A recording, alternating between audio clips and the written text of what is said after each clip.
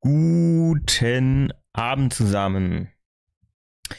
Wir machen heute natürlich mit unserem No Death Run Training für Dark Souls weiter. Und ich habe mittlerweile auch mal recherchiert, wo das nächste Leuchtfeuer ist. Das hatte man irgendwie gesucht. Ich war der Meinung, dass dort unten irgendwo in so einem Seidearm, in so einem Tunnel oder so irgendwie ein Leuchtfeuer ist. Ich habe es aber nicht gefunden. Ich weiß jetzt aber, glaube ich, wo es ist. Das heißt, da gehen wir nochmal auf die Suche. Jo, dann habe ich irgendwie jetzt mitbekommen, also ich hatte mich ja für dieses Sauerkraut-Event beworben und scheinbar sind mittlerweile 3x3, also jeder Gildenleiter hat quasi 3 Bewerber eingeladen zu der Geschichte. Ich hätte mir die Kommunikation irgendwie ein bisschen anders da gewünscht, aber ist okay. Ich bin auf jeden Fall nicht dabei, das heißt, wir können uns voll und ganz unserem No Death Run Training widmen, beziehungsweise dann irgendwann dem No Death Run. Ich weiß jetzt nicht, wie euer Wochenende war. Ihr könnt mir gerne schreiben, wie es war, in der Chat hier rein, was ihr so getrieben habt, wie ihr so in die Woche gestartet seid und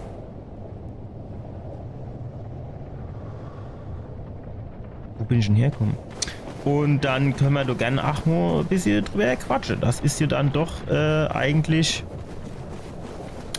ein kleines bisschen schöner und angenehmer, als wenn das immer nur von mir in ein schwarzes Loch drin geht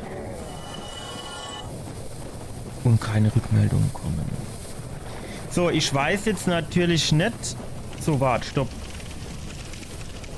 So ist es nicht. Das muss irgendwie weiter vorne sein.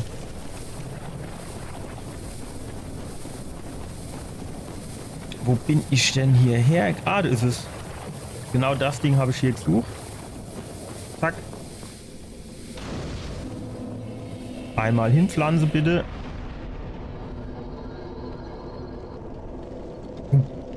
Wir können hier sogar aufsteigen. Und zwar gar nicht so wenig. 24 Stärke, 25 Stärke. Annehmen.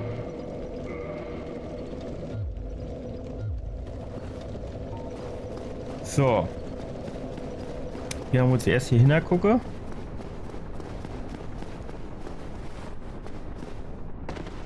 Boom. Zack.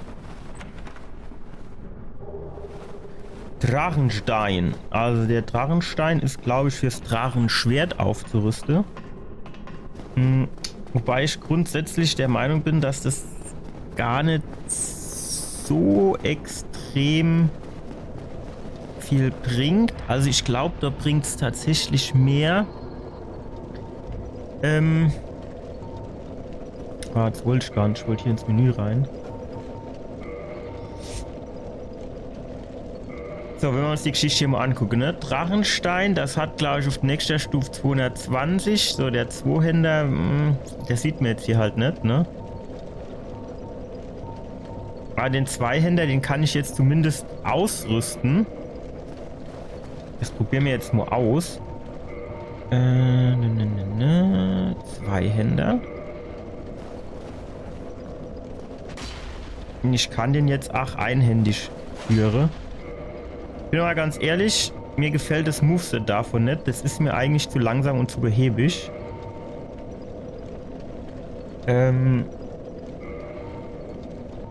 So, und das Ding hier.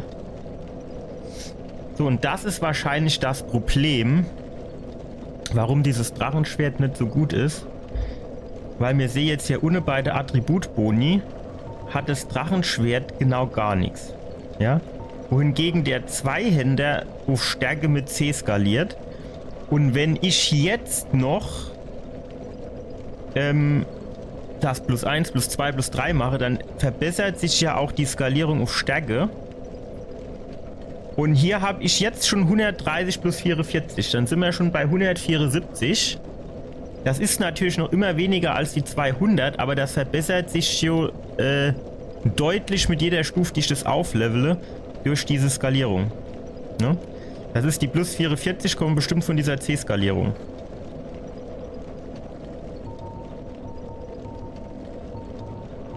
Geil wäre natürlich auch das Uchigatana, wobei man jetzt zum Uchigatana sagen muss, das skaliert halt auf Beweglichkeiten. Das haben wir jetzt nicht unbedingt großartig skaliert.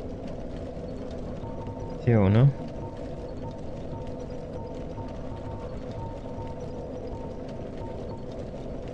Die Axt hier, die wäre bestimmt auch geil.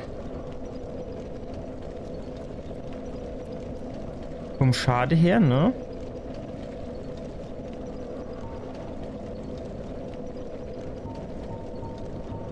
Braucht 2,30. Die hier werden natürlich wieder A skalieren, das ist natürlich auch geil. Also ich würde sagen, wir investieren wir noch weiter in Stärke. Beziehungsweise wir machen wir noch 2 Level in Beweglichkeit. Damit wir dann auch den anderen Bogen nehmen können.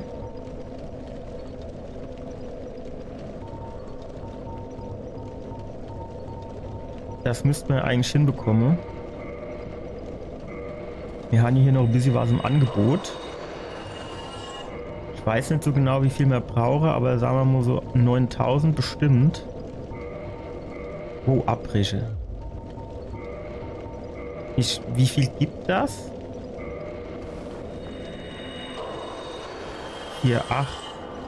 Naja, komm, wir hocken uns mal ans Leuchtfeuer, steigen in der Beweglichkeit auf und stelle fest, es fehlen noch knapp 6000. Ich finde es halt echt immer blöd, dass man hier nicht sieht, wie viel Seele die Dinger gäbe hier, ne? Aber machen wir hier mit 3. Okay, das heißt, hier brauchen wir jetzt tatsächlich auch noch die anderen 3. Aber dann sind wir quasi... Dann haben wir genug.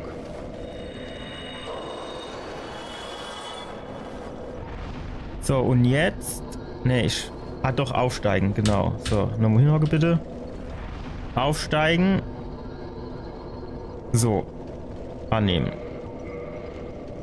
So, jetzt haben wir nämlich hier, jetzt können wir hier den Langbogen ausrüsten.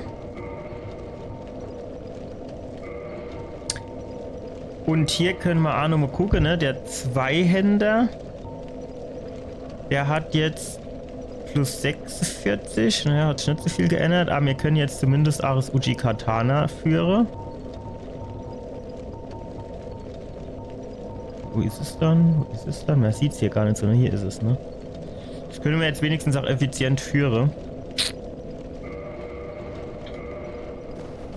Naja. So, jetzt sind hier wieder alle Gegner tot, dummerweise.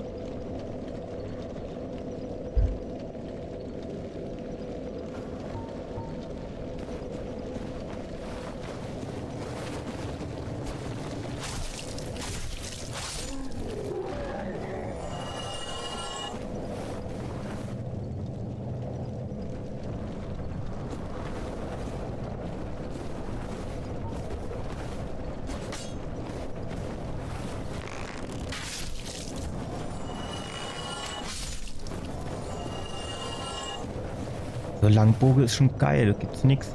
So, jetzt ist trotzdem so... Kommen die näher?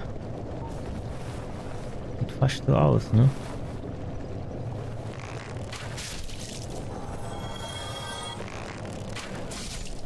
Vielen Dank für den Follow, Lenny Lit. Kommt es auch noch näher? Guck, die spawnen hier einfach wieder und kommen dann alle auf mich drauf. Ich glaube, es hackt. Tja, mir müsst jetzt hier irgendwie mal die Seite wechseln. Vorzugsweise natürlich ohne Vergiftung zu bekommen. Was man natürlich verkackt haben.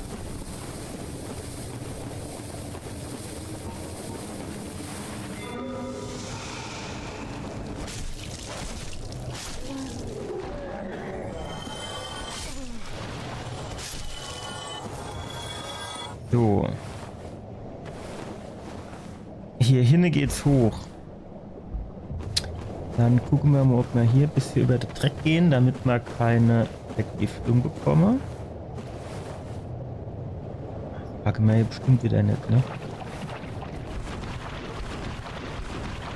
Na, letzte Millimeter. Man hätte besser nichts genommen und hätte das hier auch noch abgewartet, ne? Okay, das haben wir hinten. Wow, Alter, packt's dir.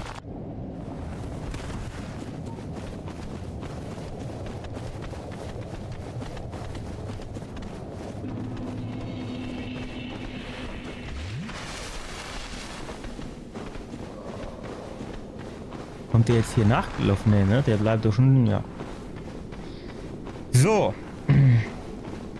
Jetzt machen wir die hier noch weg.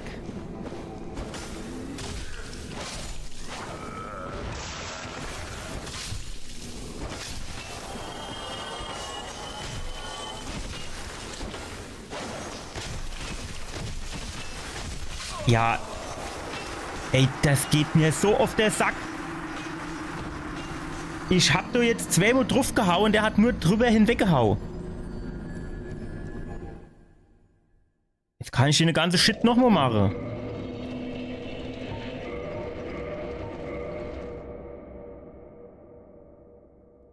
Schisto.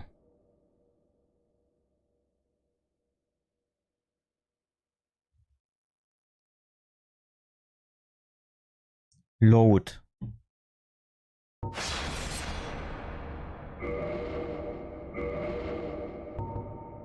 Fortfahren. Das müsste eigentlich der richtige Spielstand, ja.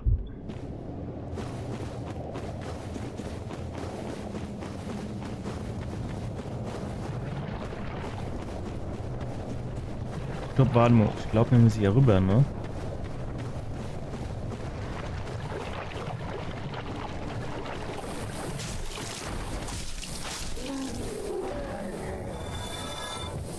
Giftung.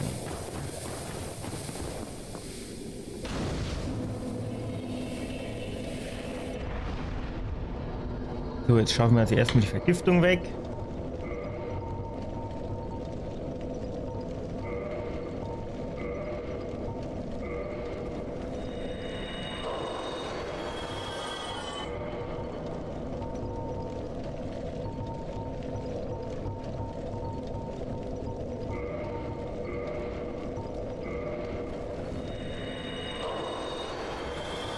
Und dann pumpen wir unsere Rune oder Seele.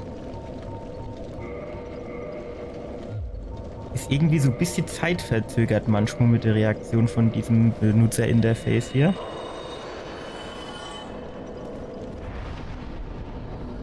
Aufsteigen. Annehmen. Okay. So, was gab es hier hinten noch? Ah, Drachestein. Genau, den holen wir trotzdem Ammo mit.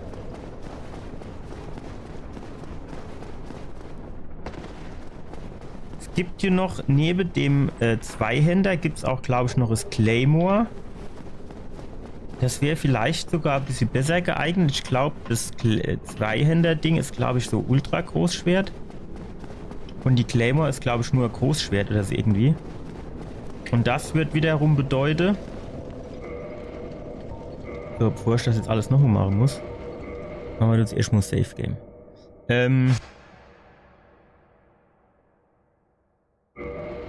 Da hätte ich dann die Hoffnung, dass das Moveset ein Tick geiler ist. Dann könnte man halt schon wieder drüber nachdenken, ne?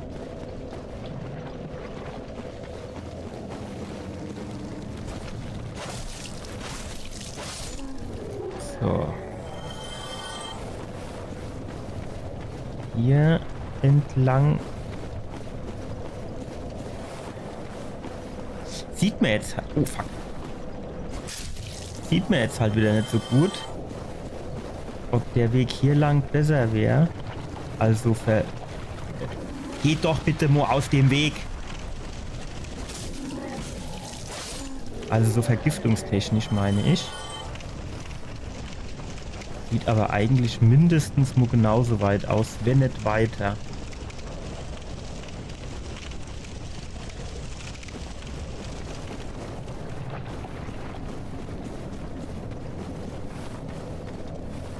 Es sieht hier...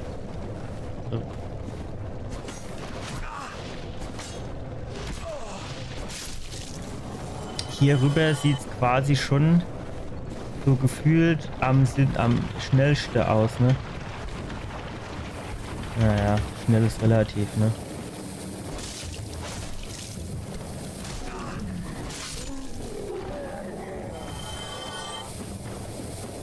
Aber jetzt sind wir eh vergiftet. Dann können wir hier einfach durchrennen. Können uns die Nutzung von so einem Giftkügelchen oder von einem Fake-Giftkügelchen ersparen.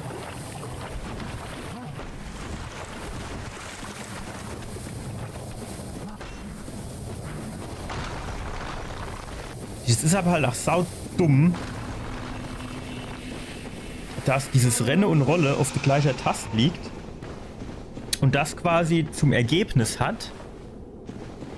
So, ich speichere hier jetzt auch nochmal ab, weil ich wollte hier nämlich ausprobieren, was passiert, wenn ich einfach an denen vorbeigehe, ohne dort drauf zu hauen.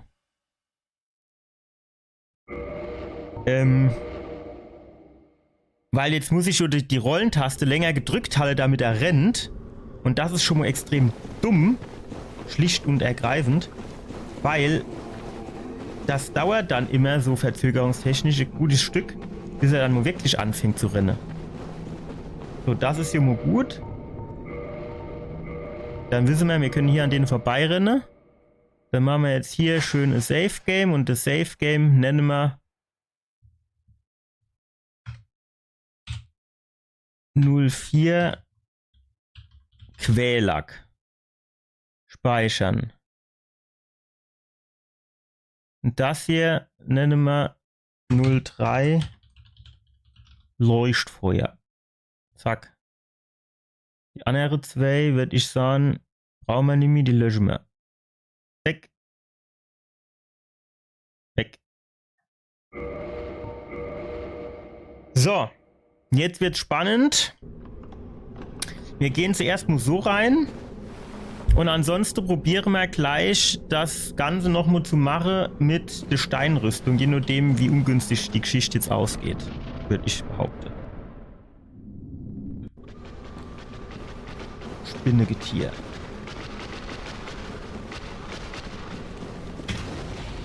Hey, ich bin ausgewischt.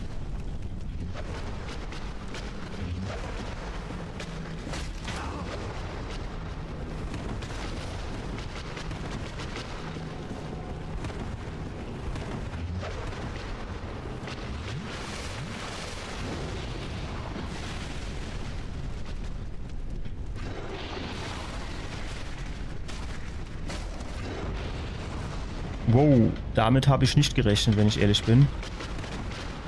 Ich stelle auch fest, dass ich extrem viel Schaden mache.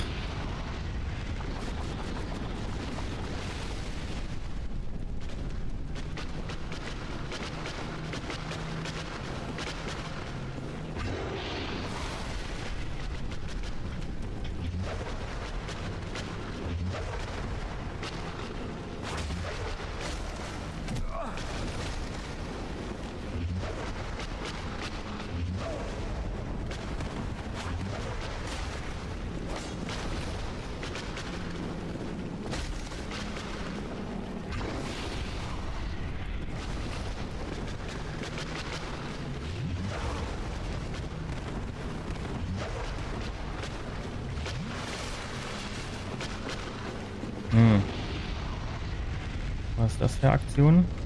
Explodiert er jetzt wieder oder wurde jetzt hinten quasi Lava rausgepupst?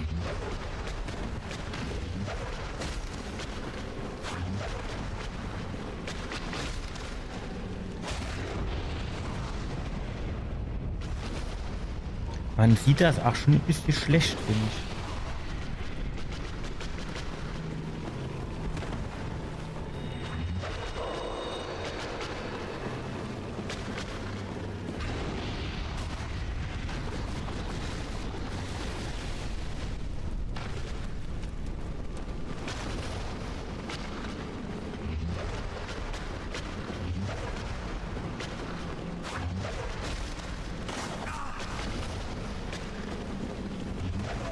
Zu früh gesprungen.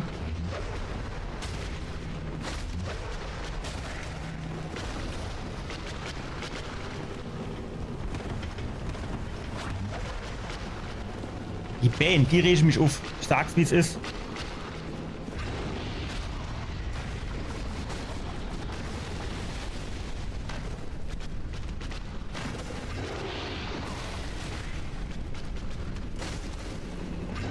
Weg, weg. Ich bin nicht weg, komm. Der hat mich ingeklemmt.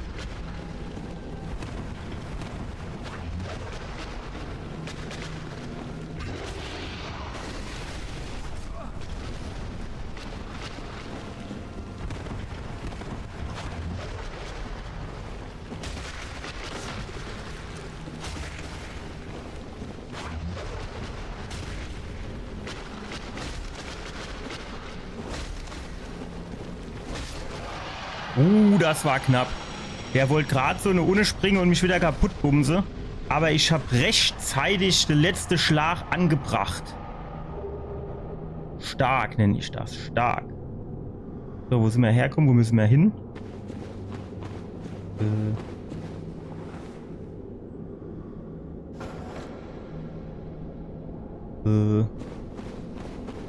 Hier. Habe ich nicht gesehen. Eben. Gut, dann gehen wir mal geradeaus und hoffe, dass dort irgendwo Leuchtfeuer am Start ist. Das war jetzt auch deutlich knapper und enger, als mir das lieb war. Das heißt, den müssen wir auf jeden Fall noch mal üben. Quelaxius. Das notieren wir uns mal hier. Also, Quelax üben.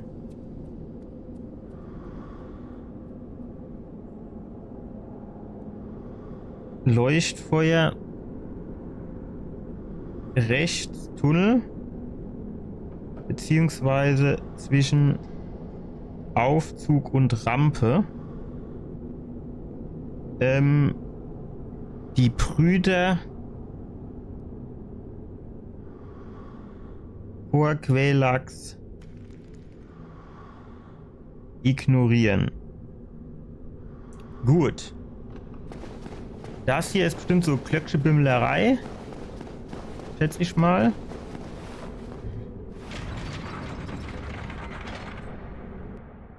Ja. Oder Aufzug. Oder beides. Nee, Glock.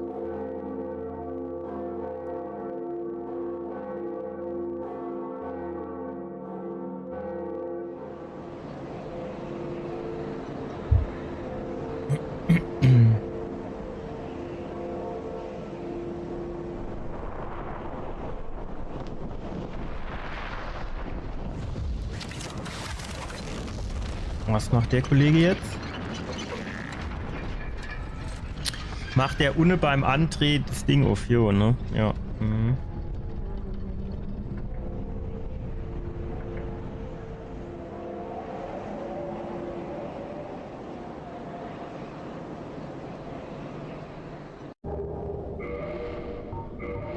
Haben wir eigentlich schon den Kurzbogen oder Schlangenbogen ausgetauscht? Natürlich nicht. So, ihr Buwe und ihr Mäd. Wie geht's jetzt weiter?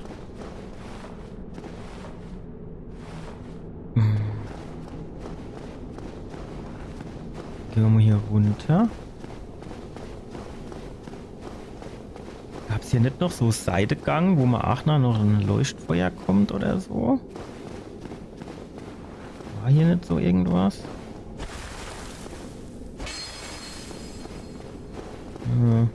Hier vielleicht? Jawohl. So ist es. Und nicht anders. Und ich meine, dort wäre auch irgendwo Leuchtfeuer gewesen.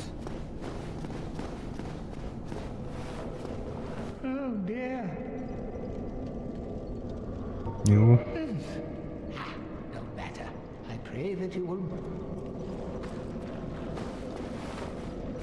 Komm, kriechen wir ein bisschen schneller, wenn es geht. Danke fürs Gespräch. Hopp, zack, zack, zack, zack. Schon die ganze Nachtzeit. Komm, ihr rastet zuerst nur.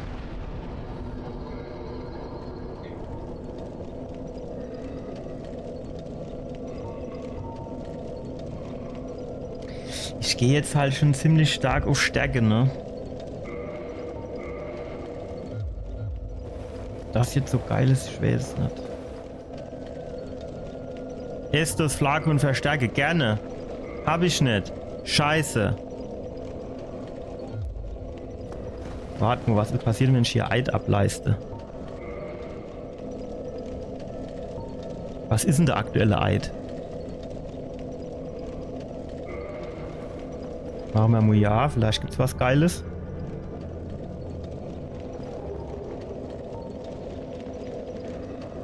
Mhm.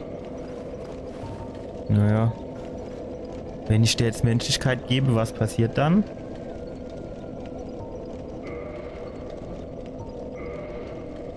Eine reicht, mehr gibt's nicht.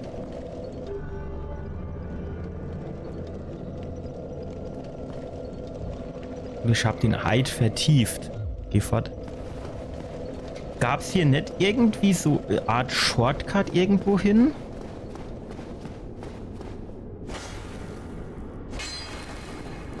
Naja gut, vielleicht aber auch nicht. Jetzt habe ich wieder hier so 10 Estus-Flakons. Mir stehe meines Erachtens nur 5 zu.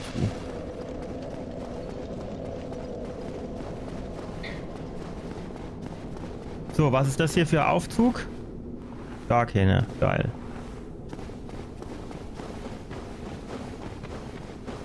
Jetzt kommen wir hier, glaube ich, in das Lava-Gebiet. Kann das sein? So perspektivisch.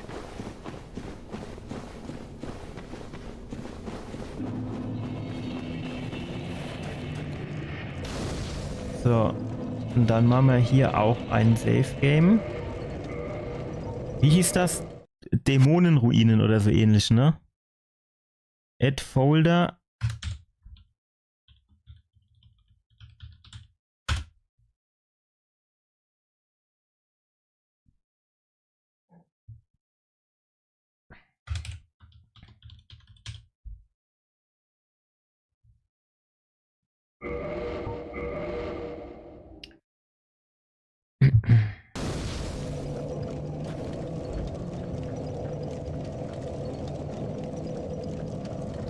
Die Hutzekrutze, die sind jetzt nicht mehr freundlich, oder was?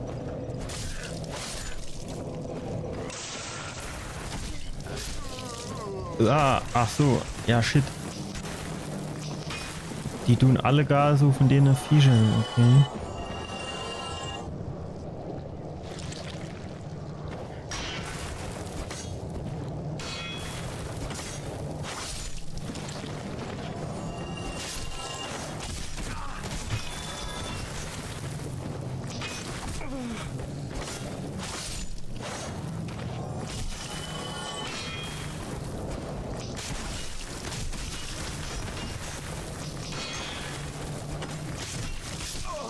Also, ich habe keine Ahnung, wie ich gegen diese kleine Würmer kämpfen soll. Wirklich nicht die geringste Ahnung, wie ich gegen die kleine Hutzekrutze da kämpfen soll. Mit dem scheiß Schwert schlägt er immer dran vorbei, der Dollbohrer.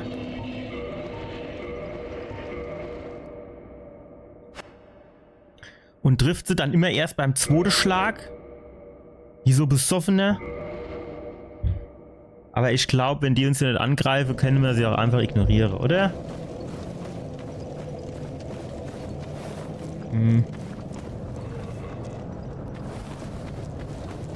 Geht's hier weiter? Hier lang? Ja.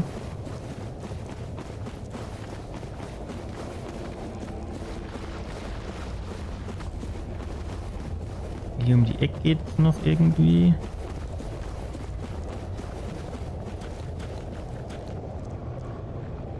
Aber dort weiter runter wäre es auch noch gegangen, ne?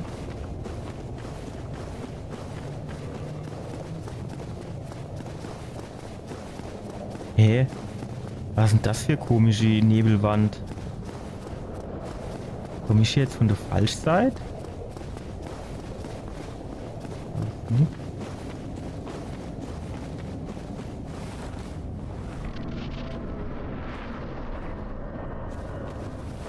Ja.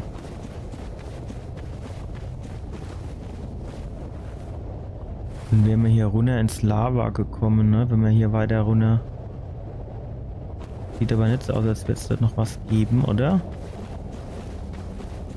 Aber es gab auch irgendwie so ein Gebiet, wo man wirklich so richtig durch die Lava durchlaufen muss. Kann sein, dass man das hier auch machen muss. Und dann hier unten entlang laufe.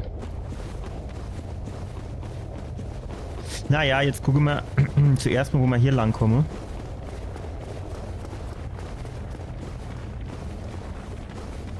Und dann können wir das noch immer erklären. Hier ist jetzt irgendwie so ein bisschen, wie soll ich denn sagen? Ah, doch, guck. Ist doch Bossgegner hier, ne? Jetzt guck ich mal, du konntest mir irgendwie so rundlaufen. Ja. Den konnte man auch schießen. Ich weiß nicht mehr so genau, wie es ging. Wir machen jetzt zuerst nur hier noch Safe Game. Import 02. Ich nenne das jetzt mal Lava Tentakel. Und außerdem machen wir ein Häkchen beim Quellachs. Dann haben wir nämlich alles schon wieder 5 Punkte mehr.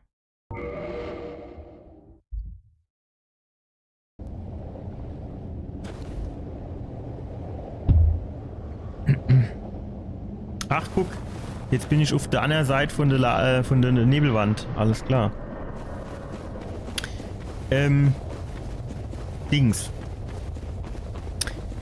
Ich meine, dieser No-Death-Run, der ist natürlich erstmal darauf angelegt, dass wir das komplette Spiel ohne zu sterben durchspielen. Aber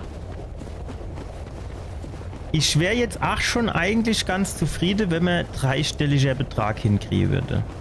Wir können uns bei Gelegenheit mal angucken, wie die Rangliste von Dark Souls 1 war beim DLDU, und dann sieht man ja so grob, wo man sich dort theoretisch einsortieren wird.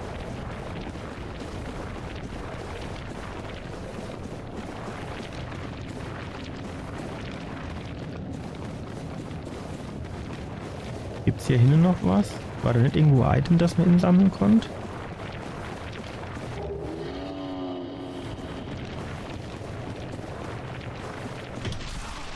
Wow, Alter.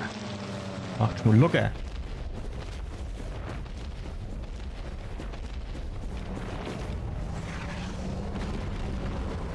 Wir rennen mal hier hin. Betrifft er uns hoffentlich nicht. Da können wir nämlich mal sauber. 1, 2 und 3.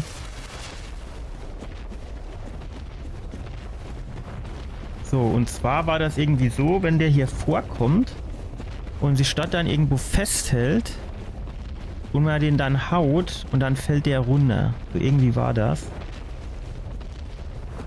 Ich weiß aber nicht mehr so genau.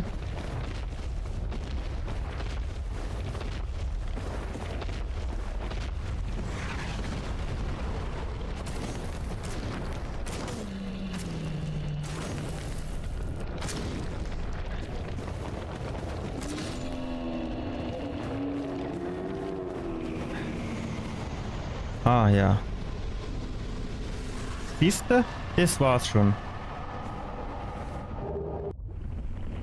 Ich wollte jetzt eigentlich fragen, wie viel Öcke gibt der, aber ich glaube 1200 hatte man. Genau, und jetzt können wir nämlich auch hier unten entlang gehen.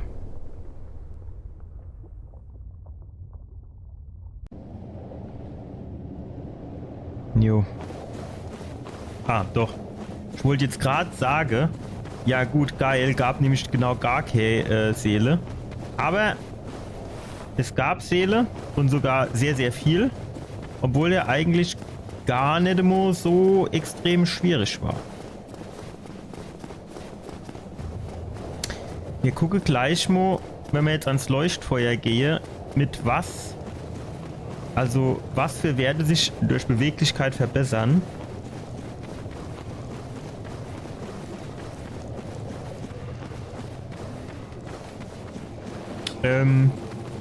Weil bei Stärke wäre ja quasi die ganze Resistenz besser, also die Abwehrdinger.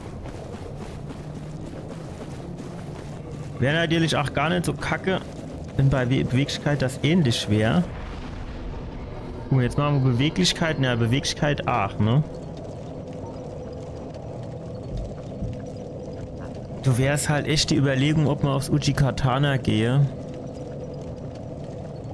und Beweglichkeit hochskaliere. Konnte man bei Dark Souls 1 auch respecken?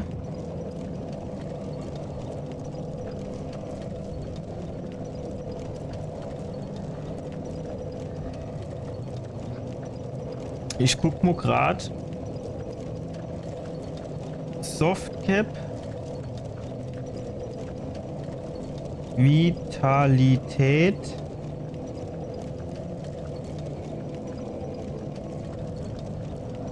DS1.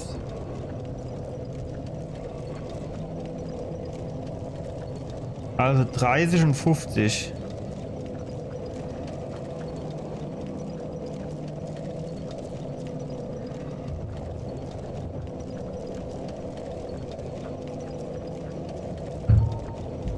Ich würde aber eigentlich lieber mehr Schade machen, wenn ich ehrlich bin.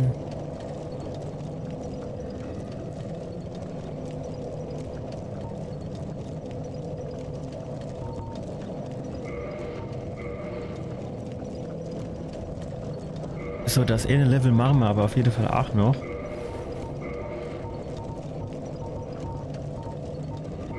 Wie viel gibt die? 1000?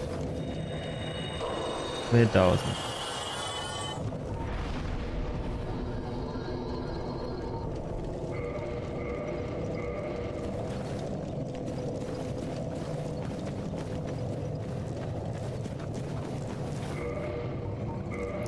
Ich meine, das Claymore habe ich noch nicht am Start, ne? Dieser Zweihänder. Der hat halt... Wo ist er dann jetzt? Hier, Zweihänder. 130 plus 315, 183. Hallo, Nilay 2933. An was für einem Tisch denn? 95, 93, 140. Schlachtermesser, ja, vielleicht auch gar nicht verkehrt, ne? Ne, die hier ist das. Ah, die war das, genau mit 140. Ja, du bist nur noch 230, sind noch, ich glaube, 4 Level oder so. Komm, wir probieren jetzt trotzdem das Zweihänder mal aus. Vielleicht werden wir ja warm damit.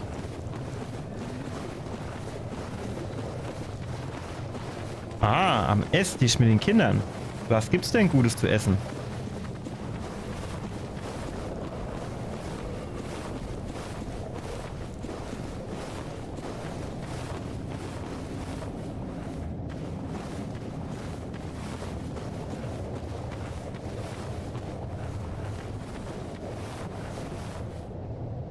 Ah ja, heute Abend kriegen wir vielleicht was hin. Da Tinne gibt's Items. Und dort. Ich meine aber rechts rum wird's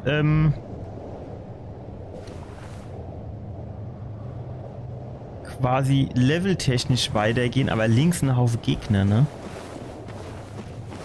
Wir gucken zuerst mal rechts. Ich weiß nicht, was die Gegner hier ausfallen. Das ist schlecht. Da ist so Dämon am Start. So Ziegbart-Ding. Kannst du den jetzt anvisieren?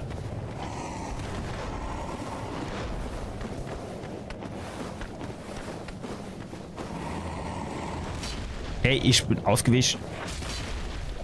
Warum machen nicht so wenig Schade? Das ist normal.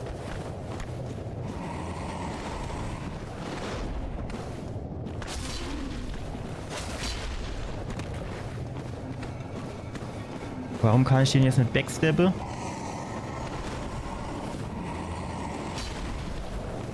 Warum? Komm, hinter. Genau, jetzt bin ich hinter. Geht nicht, scheiße.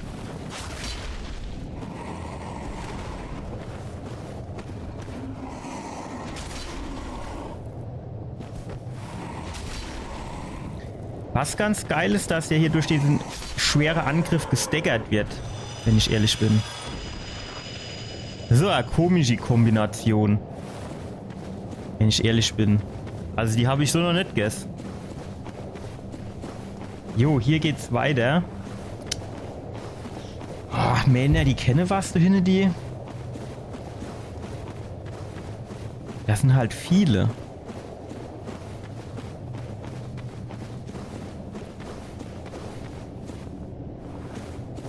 Genau.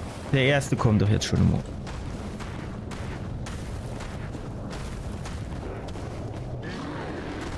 Oh, Alter, er macht schon mal locker.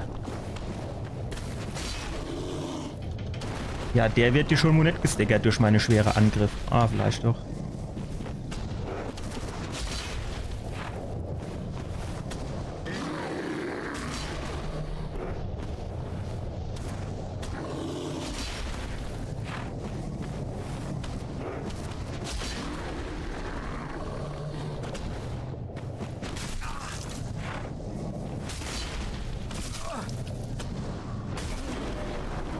Ja, wie viel hält der dann aus, ey?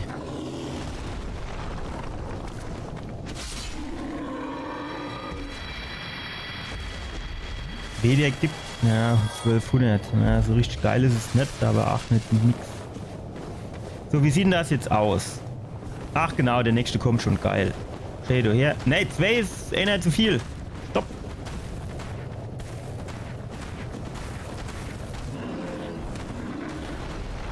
Shit. Wie machen wir das jetzt? Lasse die irgendwann nach. Ich muss auch aufpassen, dass ich nicht hin irgendwo das Dings runterfalle.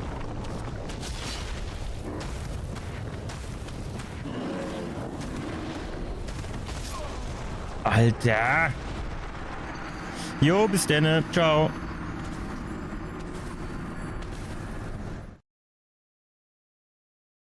Ich habe kein Safe Game angelegt.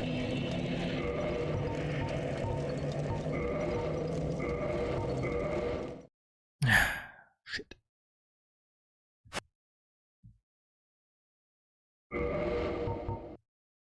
Laden.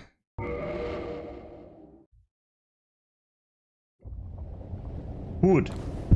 Jetzt ist natürlich auch so ein bisschen die Frage, ganz grundsätzlich, ob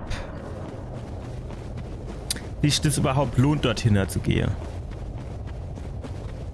Aber wo so viele Gegner sind, so müssen sich die Items ja eigentlich lohnen, oder?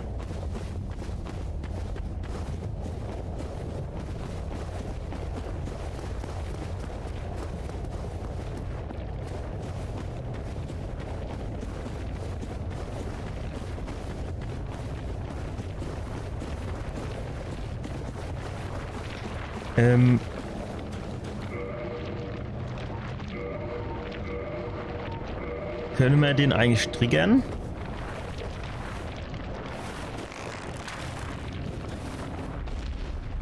Stark. Oh nein! Was ist das denn für eine Reichweite, bitte?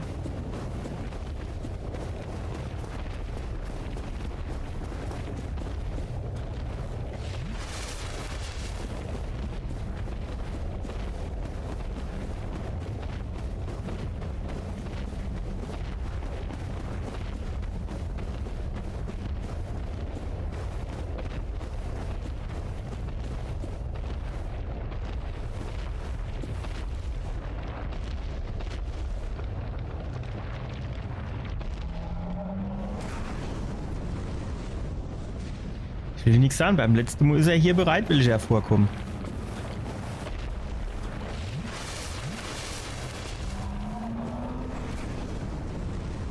Ja, das war klar, dass ich jetzt da drunter fall.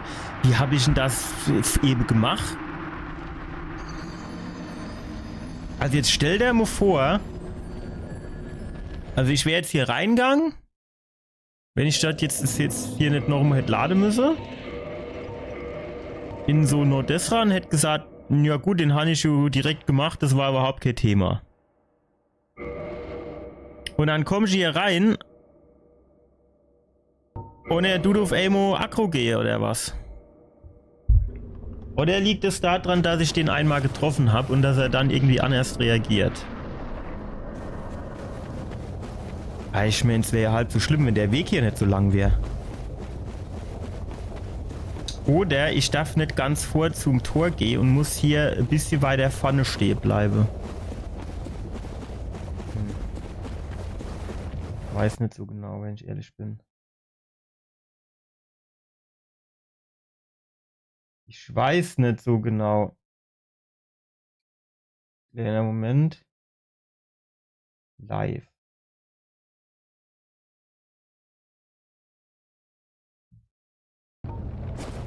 So, weiter geht's.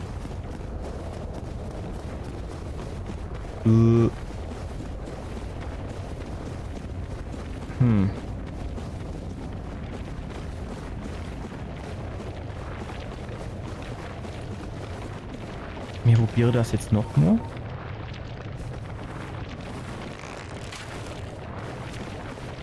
Und dann nehmen wir direkt die Hennen in die Wand. Hennen in die Wand. Die Fiesen, die Hennen. Ja, der ist jetzt irgendwie schon anders aggro, wenn ich den vorher hier treffe. Wobei, der hat mich vorhin ja auch irgendwo böse erwischt. Da hat er aber extrem viel abgezogen.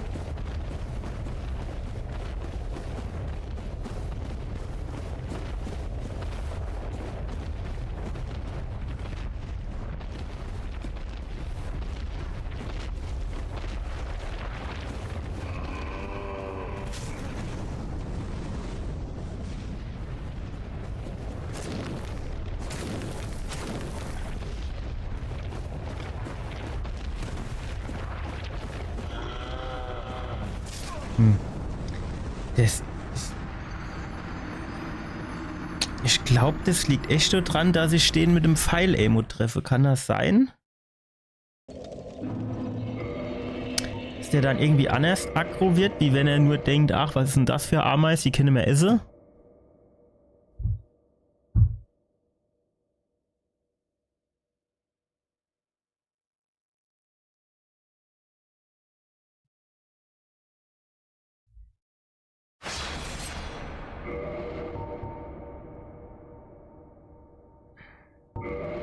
Was ist das hier für Deed's Fortress?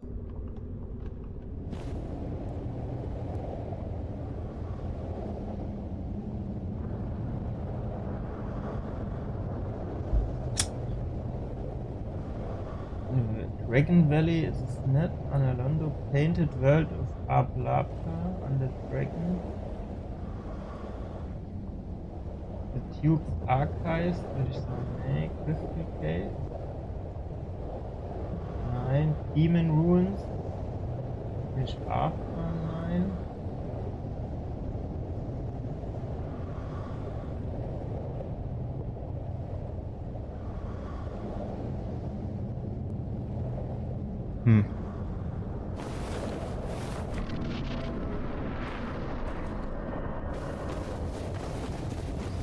Wir rennen jetzt noch mal einfach hin und wieder zurück. Und gucken mal, ob dann das Verhalten von dem anders ist.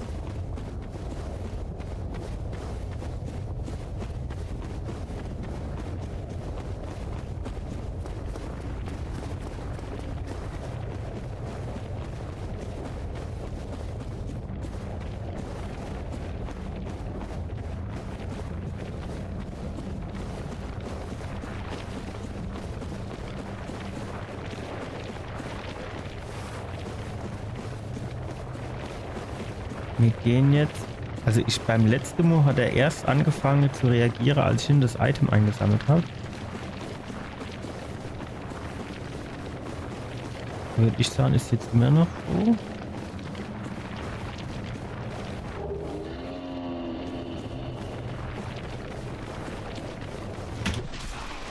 Ja, ne, und jetzt hat er mich auch erwischt. Und zwar anders als davor.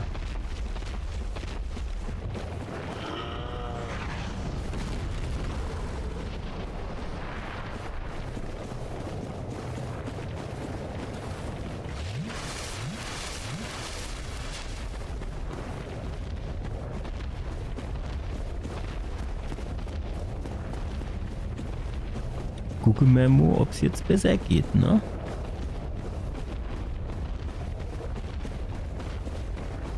Rennen wir schön hier vor.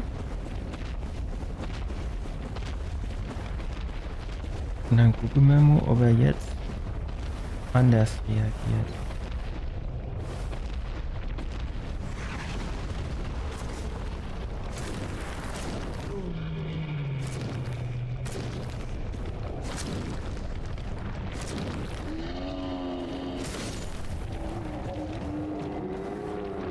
Ja. Das heißt, das schreiben wir uns auf.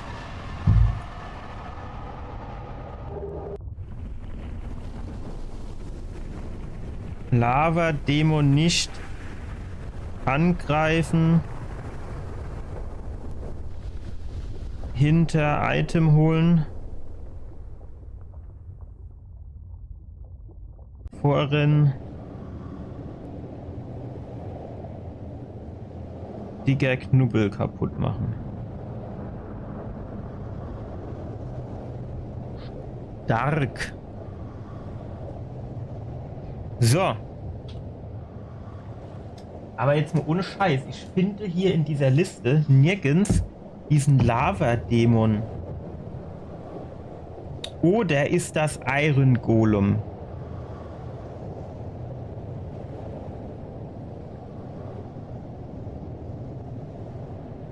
Undead Dragon, das ist aber alles, würde ich sagen.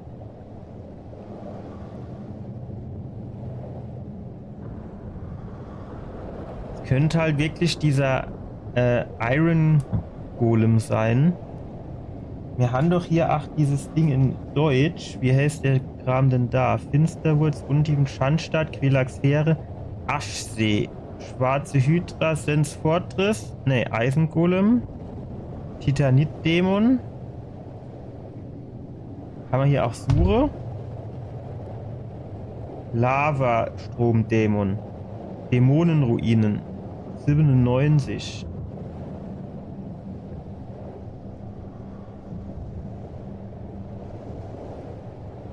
Demon Ruins, Caseless Discharge, Demon Fire Sage.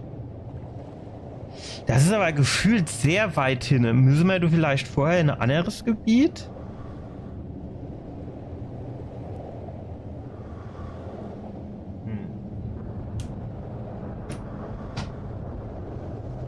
Ich fürchte fast schon. Aber der was hier ist Müsse. Müsse ist hier immer so ein hartes Wort. Wäre es sinnvoll, vorher in ein anderes Gebiet zu gehen? Ich muss nur meine Kumpel frohe. Er kennt Dark Souls 1 in- und auswendig. Er hat auch so Challenges gemacht, so was weiß ich, Magier ran und so Geschichte. Der kann mir bestimmt sagen, was so gut die Reihenfolge ist.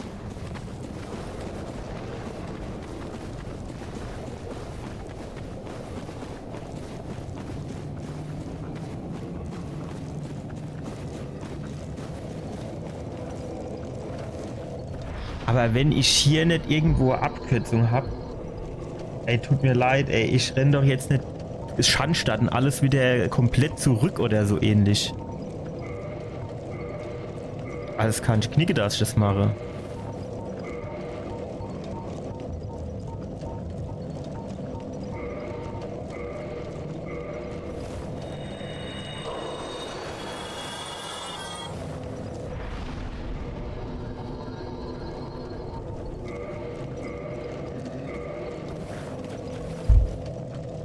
Aber war hier drin nicht irgendwo Abkürzung wieder irgendwo hin zurück?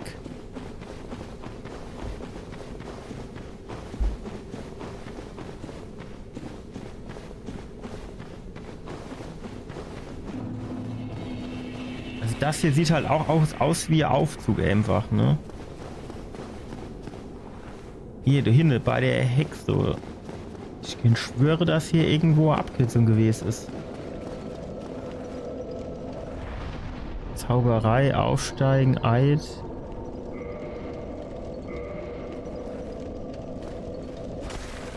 Aber ich komme hier nicht. Höchstens, die wird mit ihrem fetten Arsch die Abkürzung irgendwie blockieren, ne? Kann natürlich auch Sinn, dass man irgendwann irgendwas auslöse und dieses Tor hier aufgeht. Das könnte natürlich auch sein.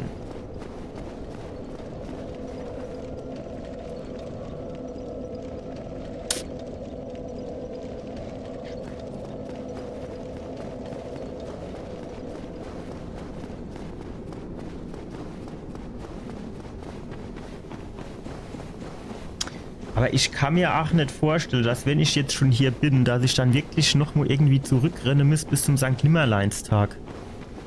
Das ergibt, finde ich, auch wenig Sinn, wenn ich ehrlich bin.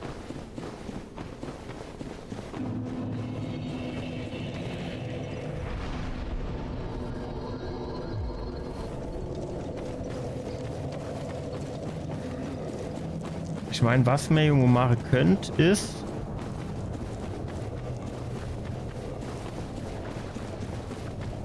Man könnte auch mal hier runterrennen und versuche die Gegner einfach links liegen zu lassen und durchzurennen. Einfach um zu gucken, ob es Items sind, die sich lohnen. Oder halt eben auch nicht. Aber wenn man dann so viel von denen am Arsch schon, habe ich natürlich auch einen Haufen gar keinen Bock, wenn ich ehrlich bin.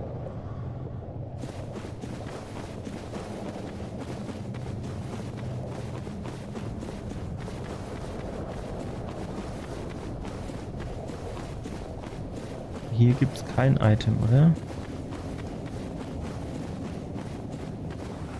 Jo, hier sind wir runtergegangen beim letzten... Ja, aber dann ist da unten noch so ein riesiges Gebiet. Also es wäre vielleicht schon nicht so verkehrt, vorher woanders hinzugehen.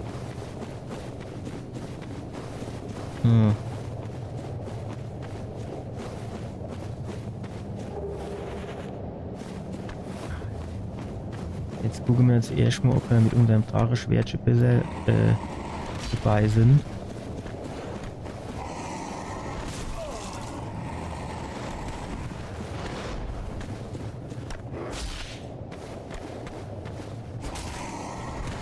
Warum kann ich den bitte nicht wegsteppen? Wo will man herkommen? Da hinten, ne? Ich würde jetzt doch gerne nur die Waffe wechseln.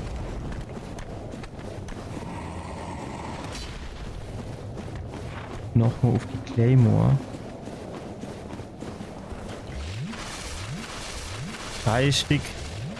5 minus 3. 2, hä?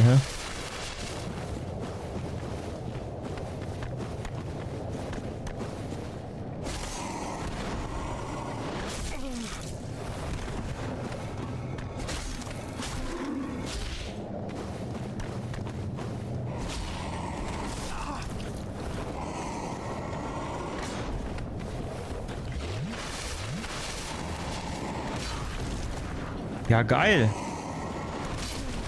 Also, da muss ich jetzt echt sagen, das ging mit dem Claymore, mit dem Zweihänder echt leichter.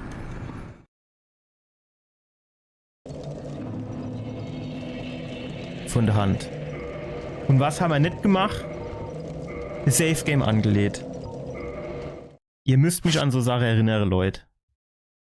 Ich bin jetzt in einem Alter... Du vergisst mal sowas. Leider. Man könnte natürlich mal gucken, hier die Rüstung, die ist bestimmt, wenn man die hier findet, hat die bestimmt gute Lava-Resistenz oder so. Könnte ich mir vorstellen.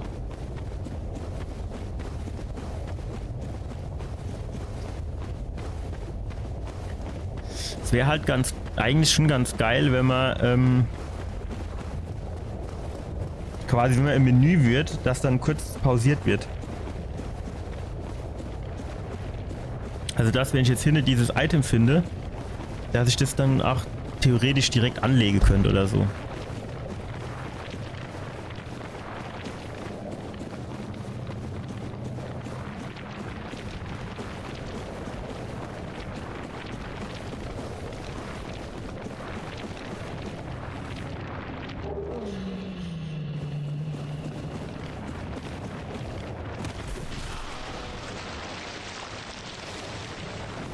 Der in weiser Vorahnung getätigte Sprung hat jetzt aber dazu geführt, dass ich deutlich weniger Schade bekommen habe. Warum auch immer.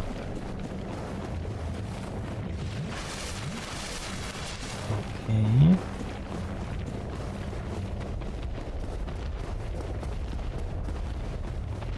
Also ich würde tatsächlich sagen,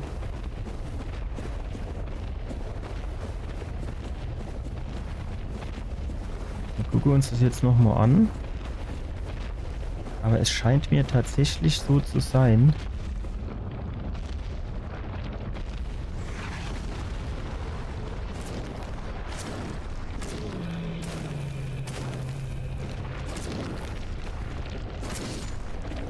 Es scheint mir tatsächlich so zu sein, also man darf den nicht irgendwie vorher angreifen.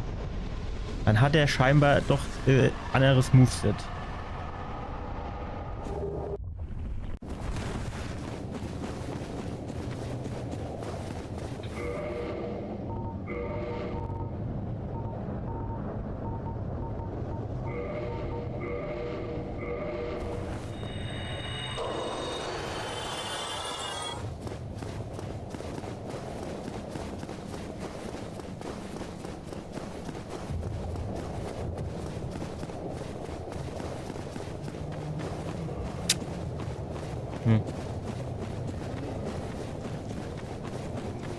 Er könnte natürlich auch mal zurückrennen.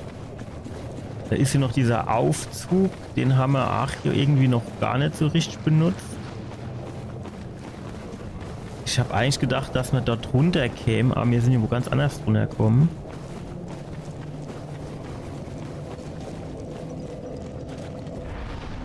Aufsteigen.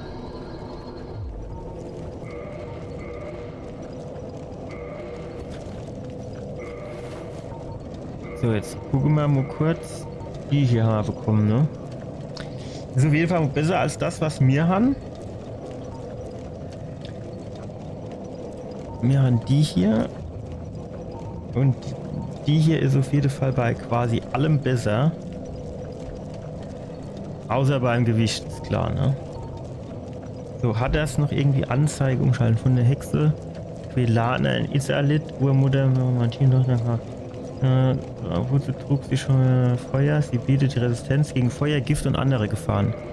Naja, das hört sich ja eigentlich schon mal ganz geil an.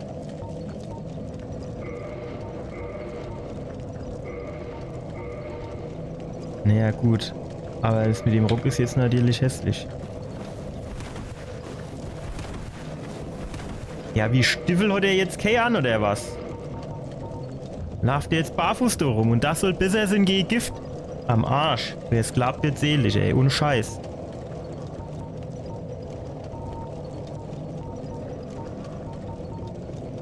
Was haben wir hier für Aktionen?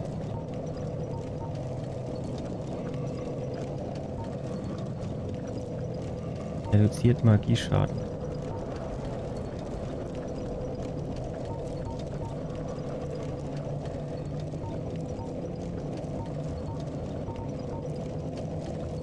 Nicht so stabil.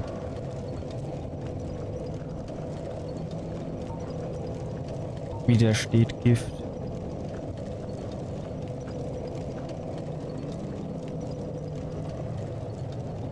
Ja, das ist natürlich auch nicht verkehrt, wenn wir hier die Ausdauerregeneration ein bisschen hochfahren.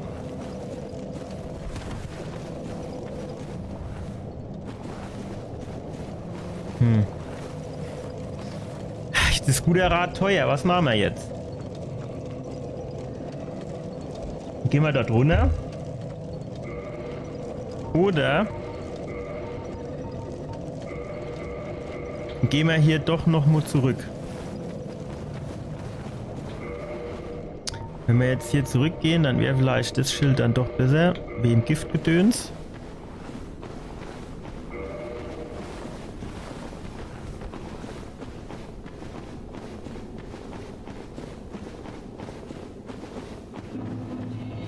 Ich finde das jetzt aber nicht so geil, dass der barfuß läuft. Aber hier Stiefel gibt's nicht, ne? Das hier ist schwarzer Rock. Und der schwarze Rock hat halt keine Stiefel dabei.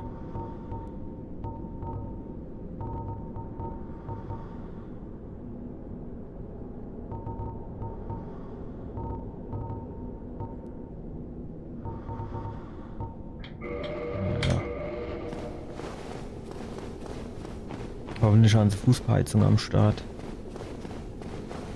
So, wenn wir jetzt hier nochmal zurückgehen, durch die Höhle. Oder war vielleicht hier oben noch irgendwo was? Hier kann man nur runterspringen.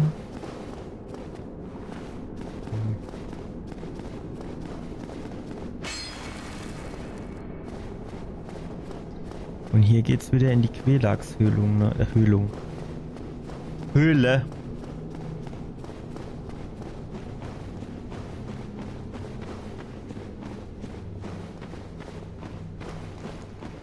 Ja.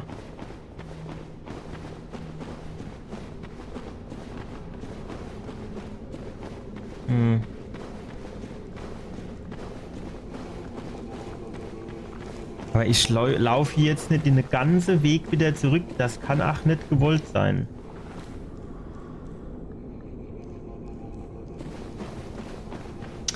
Stopp.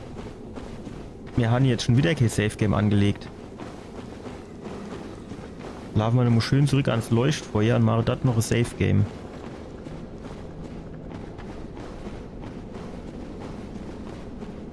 Alter, ist der Weg weit. Das muss ich schon sagen, das war echt eine riesige Verbesserung, nachdem es dann bei Dark Souls 2 die Schnellreise gab. Also ich meine, hier gibt es die auch, aber erst wenn man mal in Anor Londo ist. Und dann auch nicht irgendwie überall hin, sondern nur an so bestimmte Leuchtfeuer, wenn ich das richtig im Kopf habe. Ja gut, das sieht schon hoch aus, da springen wir lieber mal nicht runter. Und das ist schon nervig, dass man hier so viel hin und her rennen muss.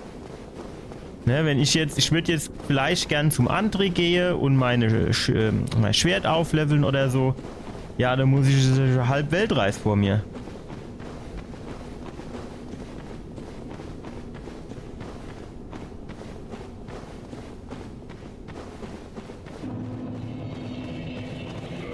So, Safe Game.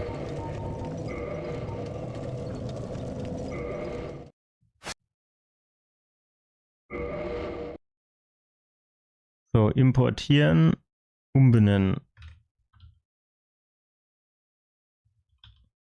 Lava weg.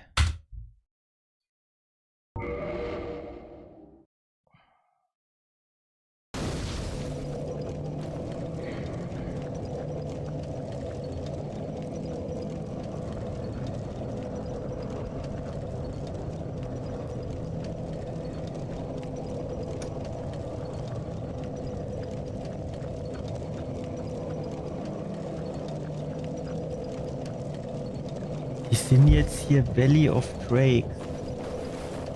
Da war irgendwo, wo man da draußen kam. Ich weiß natürlich nicht mehr wo.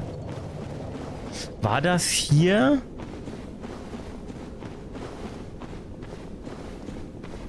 Irgendwo in so einem Seitearm? So kam er jedoch oben an der Brücke raus. Wo war denn das? Ne, das war, glaube ich... War das in dem Finsterwurzwasser?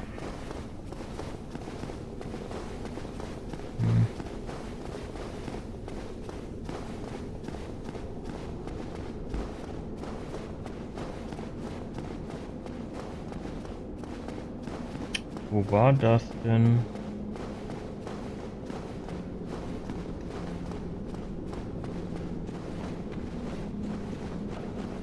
Könnte halt wirklich in diesem... Ich meine, das wäre irgendwo, wo so, schon so grüner Weg war und das war so Höhl und wo auch Leuchtfeuer war, da konnte man weitergehen und dann mit dem Aufzug hochfahre in dieses Drachental.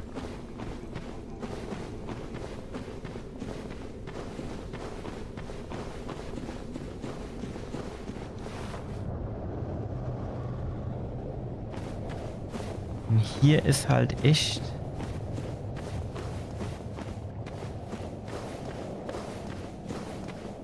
Weiß ich nicht.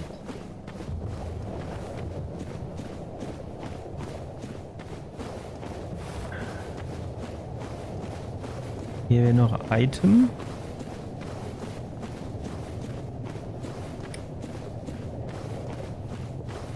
Ist halt so ein bisschen die Frage, diese Riese, die hier in die falsche Richtung guckt, können wir die backsteppen? Ja, nicht? Ah jo, einfach auf mich drauf falle gelassen. Der Drecksack. Für was?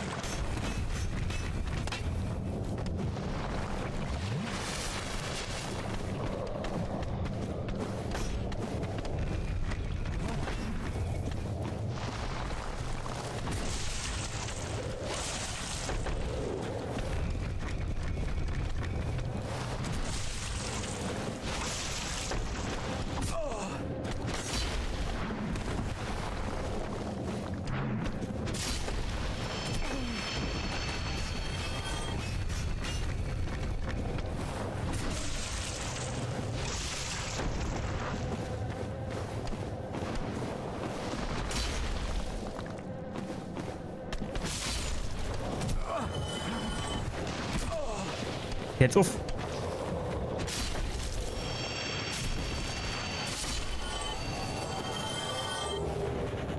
Scheiße Kügelche, geil.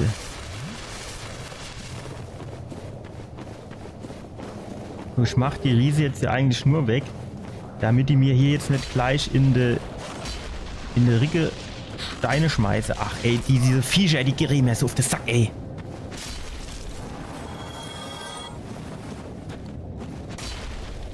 Ey. Warum nimmt der da jetzt nicht diesen scheiß Bogen? Ah.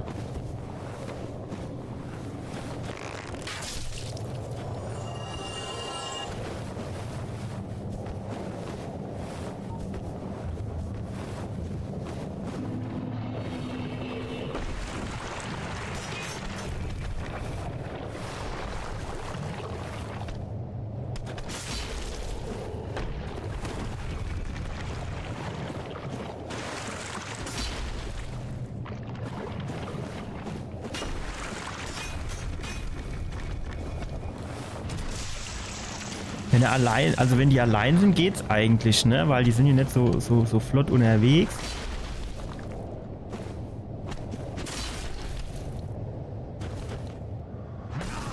Ja, Ausdauer ist echt ein Problem jetzt mit dem Schwert, ne?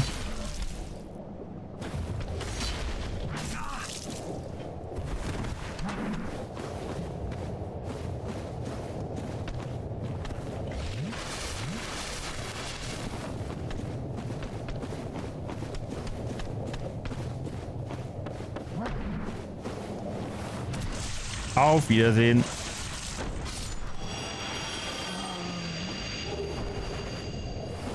So. Und jetzt haben wir natürlich nie so viel. Aber da hinten ist ja auch das Leuchtfeuer. Ist jetzt dann nicht so schlimm, wenn man Vergiftung kriegt. Geht aber jetzt schon ein bisschen langsamer voran. Das muss man tatsächlich sagen. Die Kleidung bringt schon was.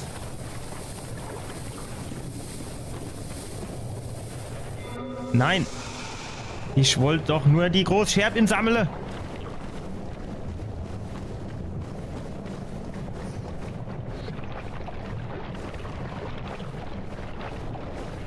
Ist hier so dunkel.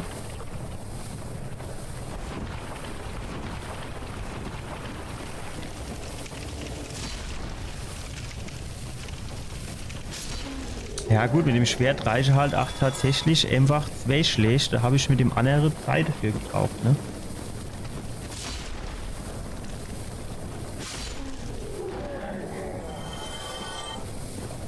Alter, muss der jetzt an mir rumzappeln? So, jetzt gucken wir uns nur hier hin, weil ich die Vergiftung losbekomme.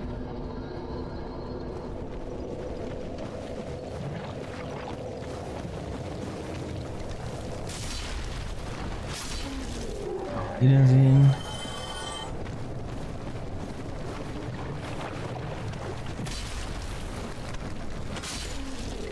Tschüss.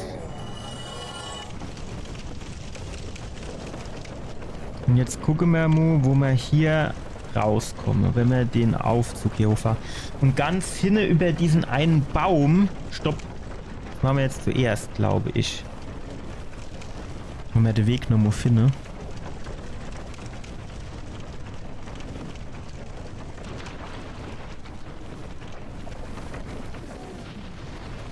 Was? Wo kommst du dann her?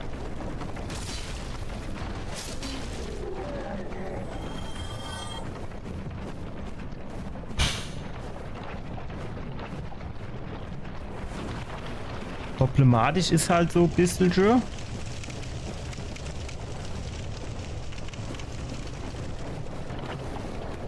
dass wir da echt, glaube ich, ein gut Stück durchs Gift schlappen müssen.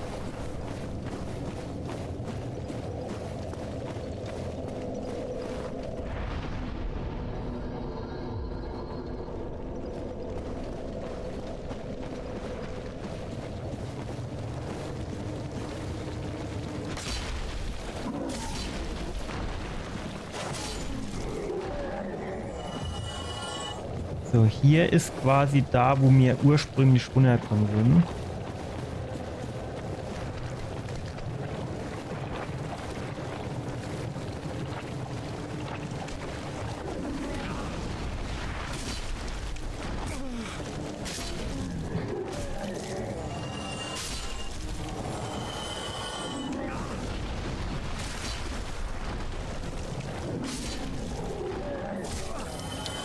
Habe ich doch wieder Vergiftung.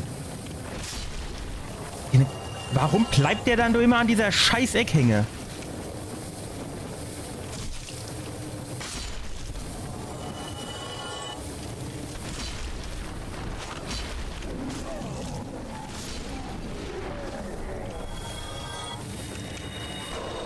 Okay, warum bin ich jetzt bitte auf scheiß Menschlichkeit?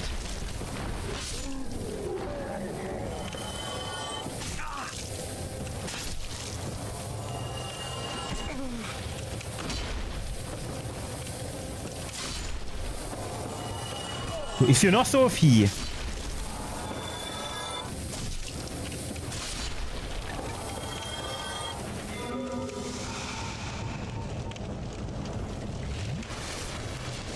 Guck mal, die kommen vom Arsch der Welt, kommen die hier in einer Tour angedingens.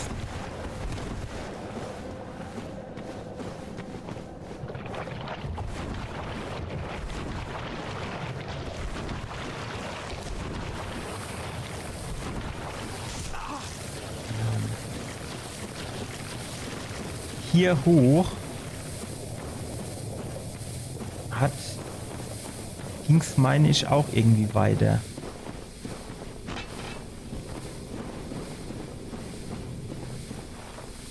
Aber vielleicht...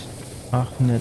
Ich könnte echt schwören, dass ich hier irgendjemanden in irgendeinem Video oder so hab weiterlaufen sehe.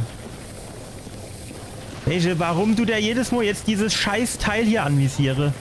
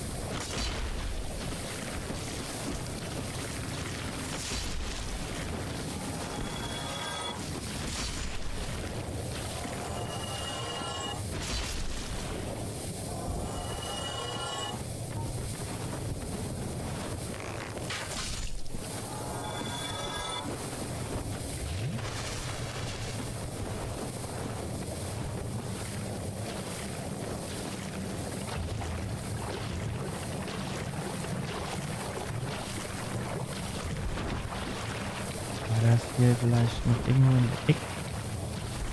Der Himmel ist hier auch so hell. Aber du warst hier, glaube ich, schon. So war so nichts, ne? Wo man weiterkommt. So war nichts. So bin ich hier durchgelaufen.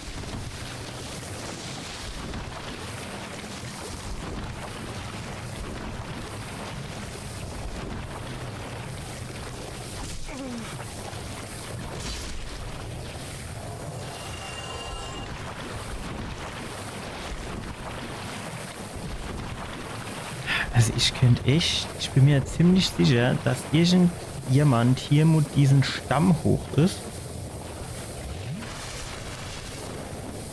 und hier irgendwie dann irgendwie auf so Pilze oder so gegangen ist.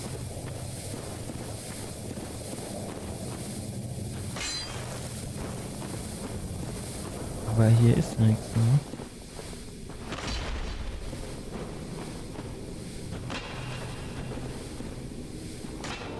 Aha. Ist doch was.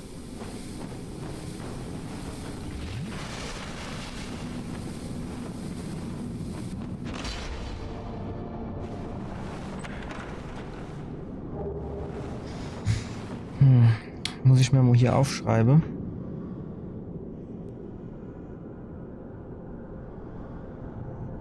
Stamm hoch.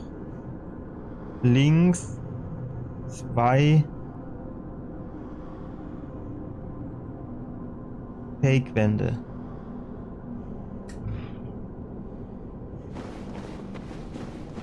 Kann man natürlich keine Flakons mehr. Die große Leere.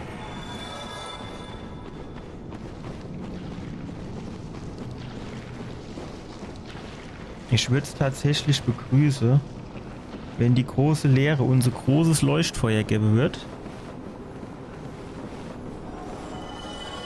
Okay, wer verreckt hier die ganze Zeit?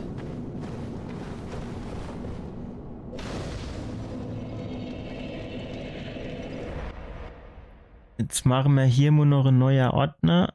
Das machen wir auch mit 07. Die große Leere. Import. Rename. Eingang. Also das müssen wir uns dann mal überlegen, was hier quasi eine sinnvolle Reihenfolge wäre, um die Geschichte hier abzuarbeiten. Ich meine, unter Umständen macht es hier sogar Sinn, das hier, und das weiß ich halt jetzt nicht, vorm Quellachs zu machen.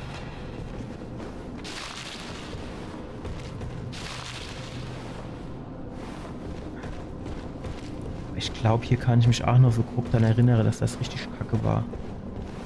Zumindest wenn man diese Items hier einsammeln wollt. Jo. Oh, guck mal, da geht er tief runter. Stark. Warum glitscht der, weil er barfuß rumläuft? Genau das ist der Punkt. Der läuft barfuß rum und deswegen ist er jetzt hier runtergeglitscht.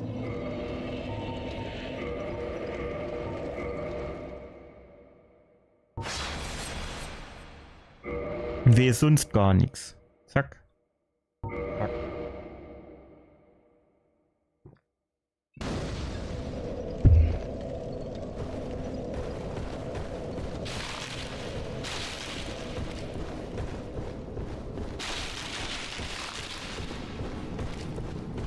Ich müsste mir vielleicht bei Gelegenheit mal angucken, wo man das Claymore herbekommt. Weil das könnte halt tatsächlich ein bisschen geiler sein als das hier. So vom Moveset her zumindest.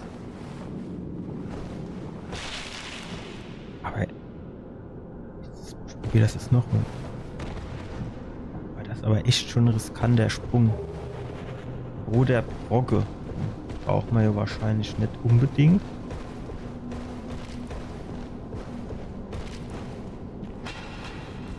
Ich bin jetzt geschädigt, gerade in dem Gebiet hier. Wo man hier hin muss, quasi. Über 2 Fake-Wände.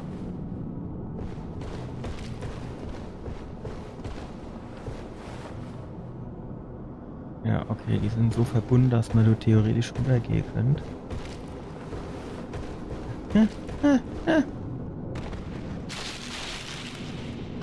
Oder auch nicht. Ja, aber braucht man den roten Brocke? Nee, oder?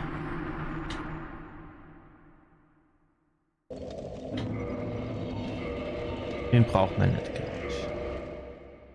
Der ist wahrscheinlich, um irgendwie Feuerschade auf eine Waffe drauf zu bekommen oder irgend so Shit.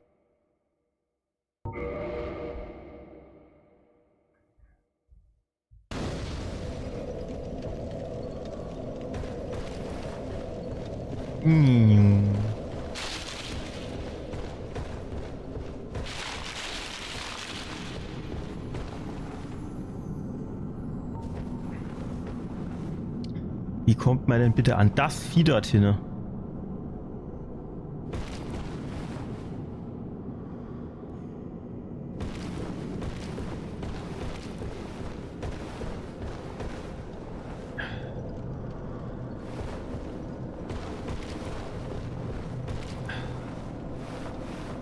Das funktioniert hier schon mal sehr, sehr, sehr gut.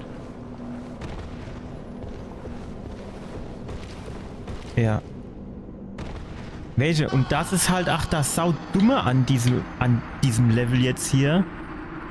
Du erkennst hier null, auf welche Äste kann man laufen, auf welche nicht. Also ja, klar. Dieser Hauptast, der ist hier irgendwie so ein bisschen abgenutzt, würde ich es jetzt mal nennen wollen. Und das signalisiert dir scheinbar, hier kann man laufen, aber jetzt darüber hinaus gibt es hier auch noch so ein paar Seitearme, wo man hin muss oder kann, für irgendwelche Items zu bekommen. Und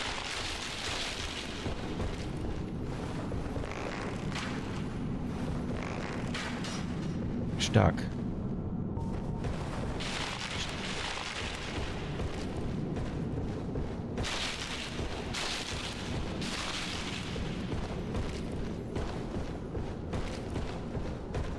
Du darfst dann halt wahrscheinlich einfach die Spezies machen, zum Not das ran.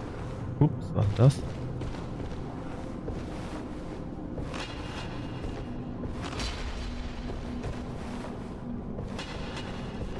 Okay. Sondern musst halt dann einfach hier deine Weglarve, ne? Auer Brocke, hopp, alles klar. Und muss hoffen, dass du irgendwann heil ohne ankommst, ohne Falle. Ist natürlich, das ist jetzt wieder geil, ne? Also geht's hier jetzt, soll's hier nicht weitergehen? Ja, hier ist Schicht im Schacht. Jetzt komme ich nicht mehr zurück. Beziehungsweise schon, aber nur gleichzeitig, wenn ich mich nicht totstürze. Warum habe ich jetzt eigentlich keine Flakors? Dumm. Richtig dumm. Ja, geil, ne?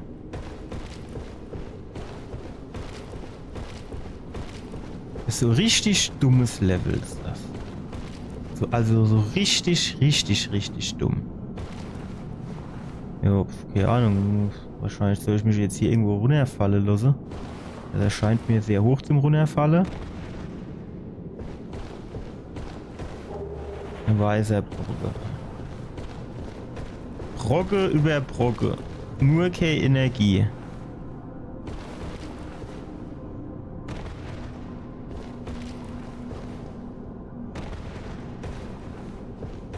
Wir haben natürlich auch jetzt aktuell nicht die größte Reserve energietechnisch.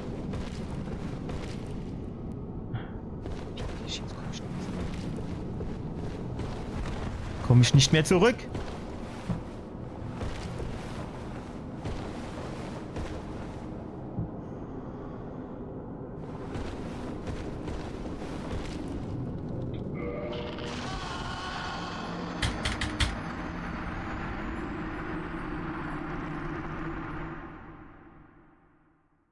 Das ist einfach von der Levelstruktur so schlecht.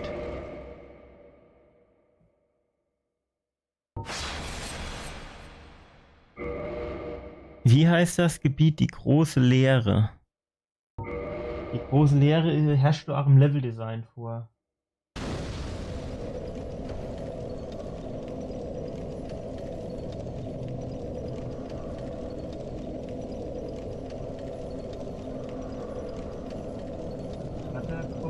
Kommt rein. Also wenn ich jetzt nur so ganz ehrlich bin, würde ich nur behaupten, in meinem Excel-Sheet hier in neuen Tab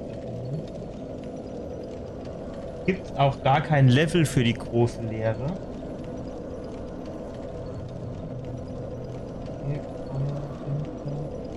Unteam, Schandstadt, Felder, Anstieg, Rammental, Landfesten, Ihnen,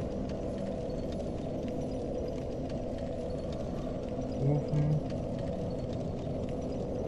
Ja. Also ich gehe mal davon aus, ich gehe einfach mal davon aus, dass es hier nichts Sinnvolles gibt, wo man Punkte abgreifen kann. Ach so, stopp. Dumm.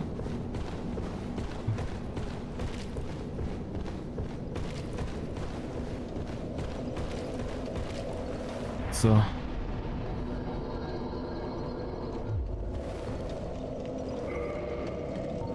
Jetzt noch mal raus. Jetzt machen wir nämlich hier ein neues Safe Game. Sonst machen wir nämlich jetzt mal den gleichen Scheiß und laufe ohne Flakors hier runter. Und da könnte ich tatsächlich drauf verzichten.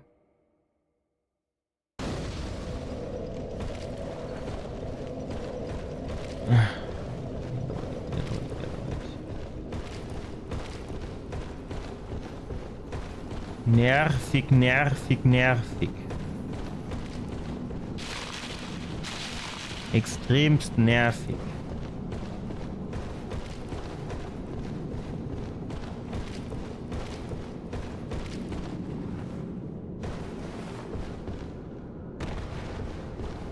Nein. Warum kann ich jetzt nicht hier hochlaufen?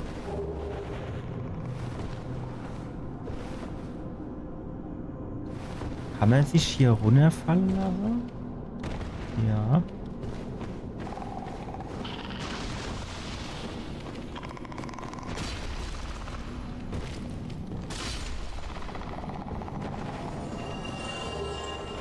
Ich wollte gerade fragen, war es das? Stellt sich raus, war es nicht.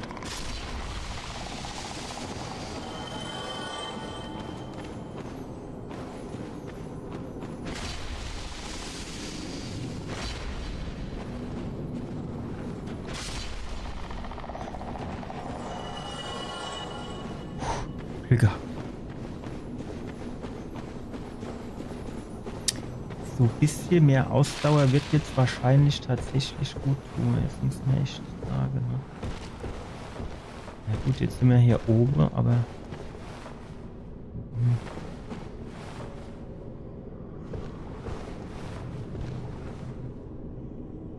Ich kann jetzt nicht erkennen, dass es hier irgendwie weitergehen wird. Hier komme ich... Oh, okay, doch. Quasi wieder auf der Standardweg oder was? Das ist das, wo wir hier runtergehupst sind, für das eine Item zu holen vielleicht?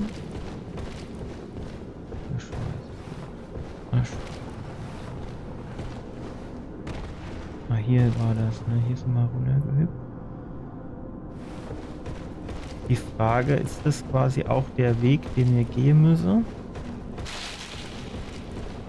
Weil hier ist hier quasi Sackgasse.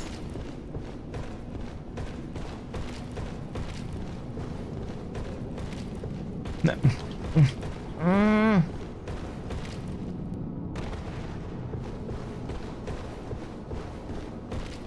Dann könnte man ja hier weitergehen. Ja, keine Ahnung, hier könnte man runter springen wahrscheinlich. Aber das kriege ich ja auch Energie ab.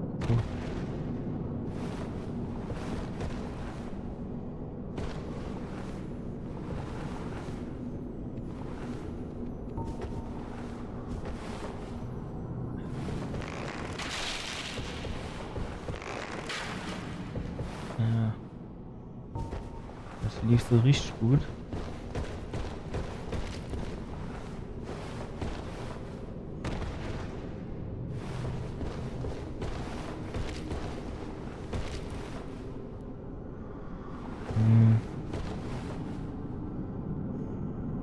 Was für Leiche sind das dann hier bitte? Und vor allem, wie geht's jetzt hier weiter? Können sich hier unter Umständen runter oder hier? Das ist quasi gleiche Stamm. Aber wahrscheinlich könnte man sich hier hinfallen lassen. Aber echt. Nennen wir es mal extrem risikobehaftet.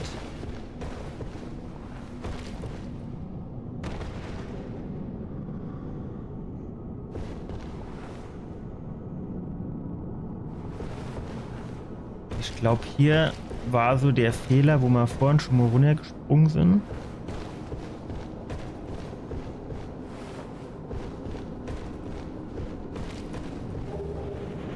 Und ja, obwohl, könnte schon klappen, wenn wir hier drauf gehen, dann sind wir doch auch schon relativ weit unten, oder? Boah, naja gut, aber ich würde mir behaupten, auch noch nicht so weit unten.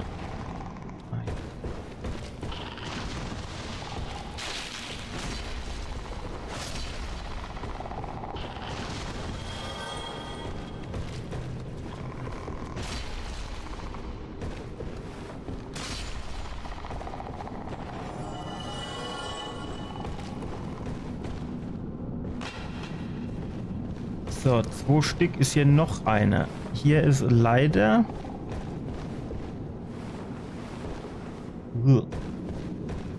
Da muss man echt aufpassen. Ja, genau, dass man nicht aus Versehen irgendwo den Abgang macht. Ach, hier ist auch eine Leiter. Wo geht die hin? Das ein Shortcut oder was ist das hier? Wo geht das hin?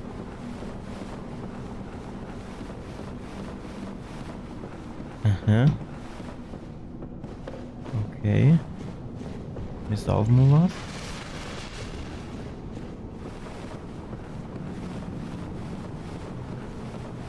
Hätte ich mir das alles vielleicht sparen können, wenn ich diese Leiter gefunden hätte.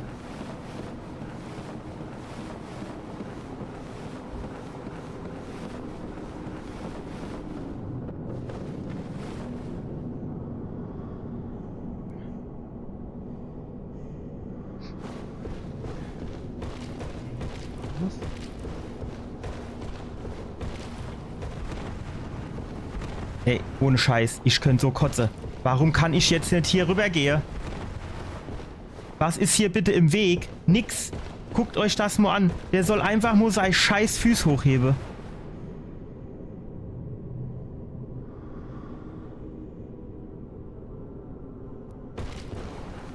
Ich bin mir jetzt aber tatsächlich auch nicht so ganz sicher, ob es von dort überhaupt weitergegangen wäre, wenn ich ehrlich bin.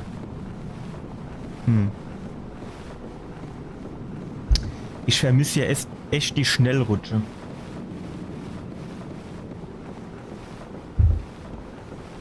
Weil dieses in Zeitlupe die Leiter runtergehe ist echt... Boah.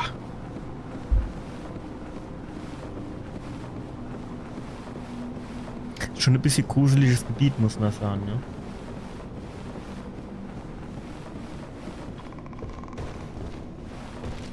So, du war hier doch noch irgendwo Leiter. Wo war dann die Leiter? Hier, bei den Tode. Irgendwo. Hier. Gut, dann müssten wir hier einmal drumherum. Jetzt gucken wir zuerst nur, wenn wir jetzt hier runter gehen. Okay, hier ist einer. Hier ist einer. Aber direkt unter mir erst nur nicht. Das ist schon mal gut. So, jetzt gehen wir zuerst den rechten hier kaputt machen. Oh, da ist noch einer.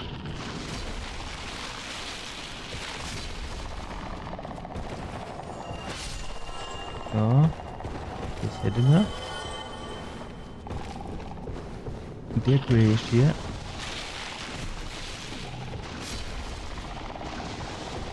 Gott. War's das?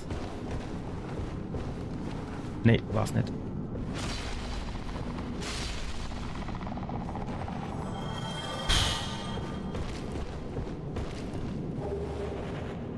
Ja. Also das Gebiet fühle ich jetzt nicht so für so No Death Run, wenn ich ehrlich bin.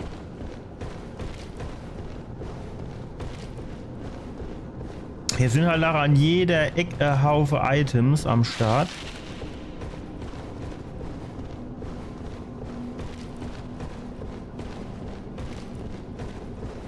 Wo man quasi so halb tot sein, also wenn man dort ist, dann halb tot ist, vielleicht eher so.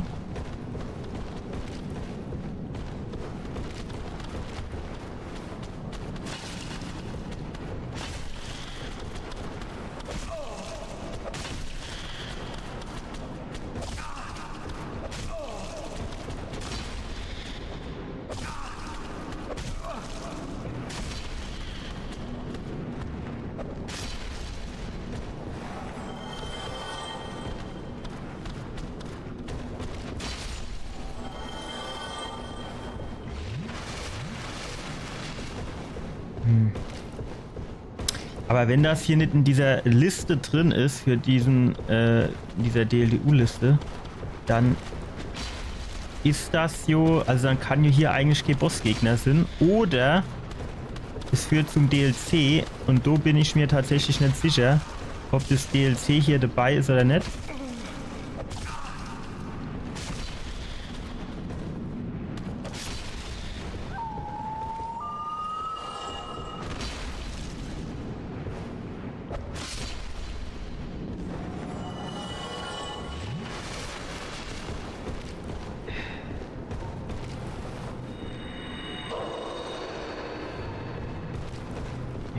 Ich gehe aber davon aus, dass wir unten jetzt auch nochmal Leuchtfeuer gehen.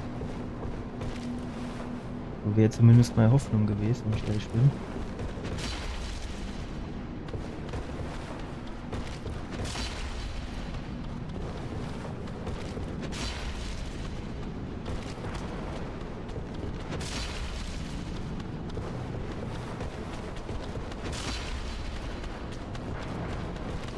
Ey, jetzt mal ohne Scheiß. Wie viel kann man bitte aushalten?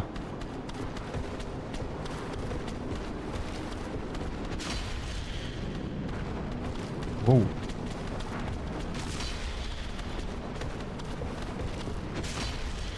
Will man von dem großen Kollegen was abdrehen? Wahrscheinlich nicht, ne?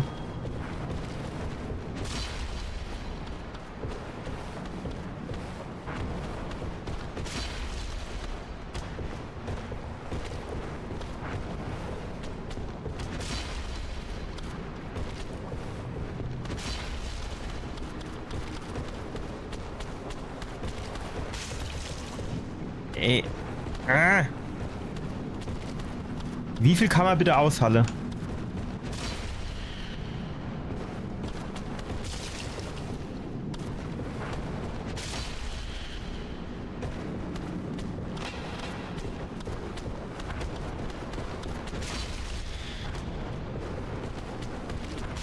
Ah. Jetzt weiß ich, wie viel Schade der macht. Nein! Ich glitsche runter! Jetzt muss ich dir eine ganze Shit nochmal machen. Das gibt's nicht. Und ich weiß jetzt noch immer nicht, ob sich das überhaupt lohnt, dort runter zu gehen. Wenn die große Leere weist dir oder deutet dir eigentlich schon drauf hin.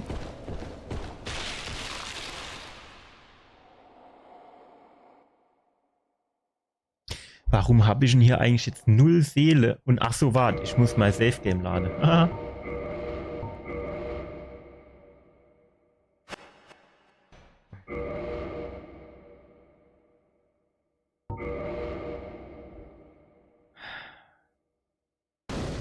Ich könnte ja auch das Schild rausholen, ne?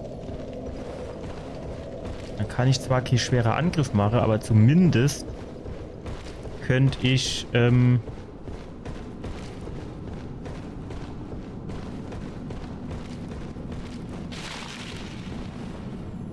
also hier war das nicht mit der Leiter.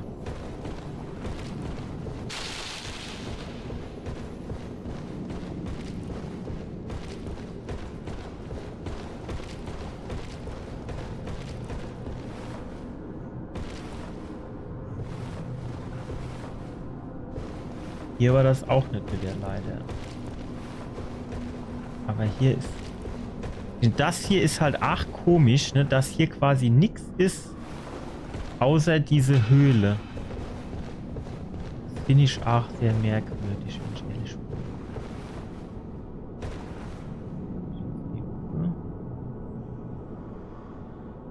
Oh, der ist dort hinten in der Ecke, die Leiter.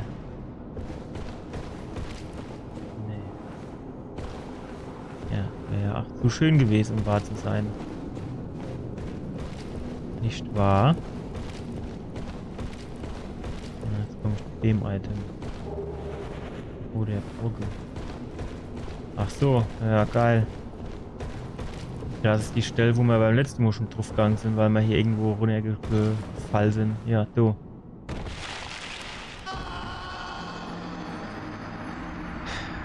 Warum gibt's eigentlich in jedem fucking Dark Souls oder so ein Level, das so assi ist? Also, ne, wenn das jetzt quasi so normales Spiel wäre, wo man dann statt zuerst mal runterzufallen am Abgrund, wo der sich erst mal festhält und noch mal hochzieht, dann würde ich so sagen, hopp, ist okay.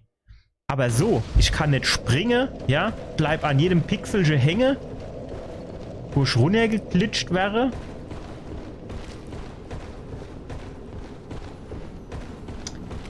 Ja, Giftschade mache ich hier nicht. Könnte man ja theoretisch Schild 8 wechseln. Ich weiß jetzt natürlich auch wieder 0,0, wie der Weg war, den ich gegangen bin. Ich glaube, hier drauf habe ich mich. Ne, hier drauf habe ich mich nicht. Oder habe ich mich.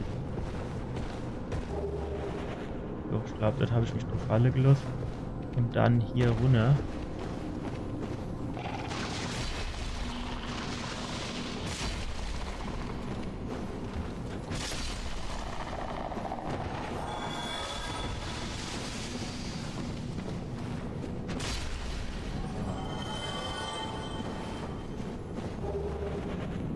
Jetzt machen wir hier immer noch mal Safe Game. Keine Ahnung, Zwischenebene oder so ähnlich nennen wir den Shit jetzt. Import. Rename.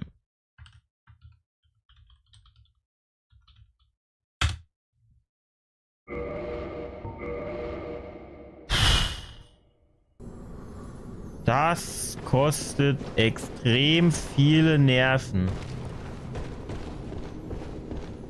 Jetzt gehen wir hier drauf. Sieht zumindest aus, als gehen wir hier weit runter. Ganz weit runter.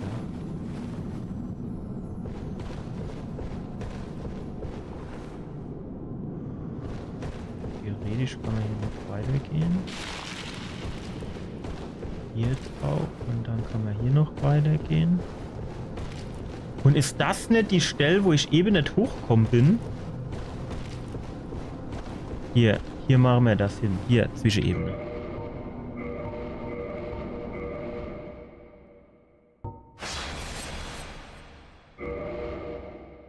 So, hier, Replace, zack, Zwischenebene.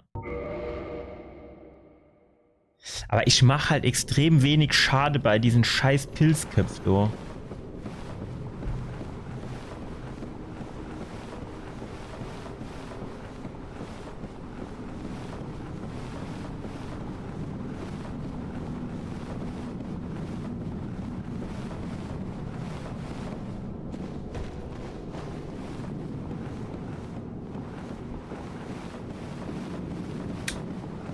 Die müssen ja eigentlich auch noch mit diesen komischen Frösche sein. Ne? Jetzt nicht direkt in nächster Umgebung.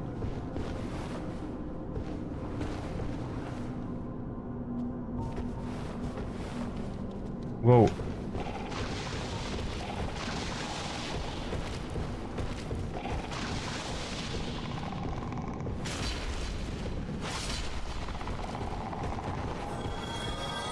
So, das war aber mehr als einer. Das war mindestens 2 oder 3.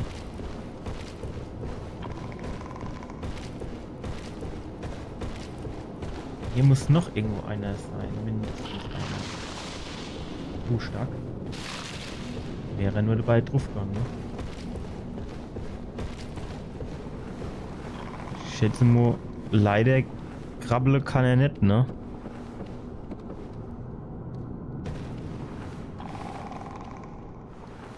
Und ich schätze, mit meinem Bogen runterschießen kann ich hier auch nicht. Weil der sitzt halt jetzt wieder genau vor der Leiter. Der Spaggo. Was soll ich denn jetzt machen? Ich kann hier jetzt wohl schlecht hier runtergehen. Der hat mich hier kaputt gepustet, bevor ich überhaupt unten bin.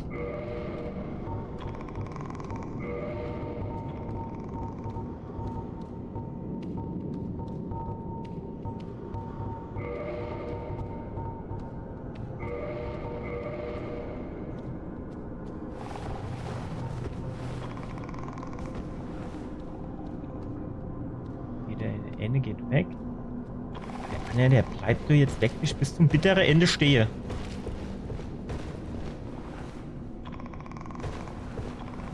Ja, ganz hoch komme ich nicht. Nur so. Das reicht aber für den Bogen nicht, ne? Ja, ja.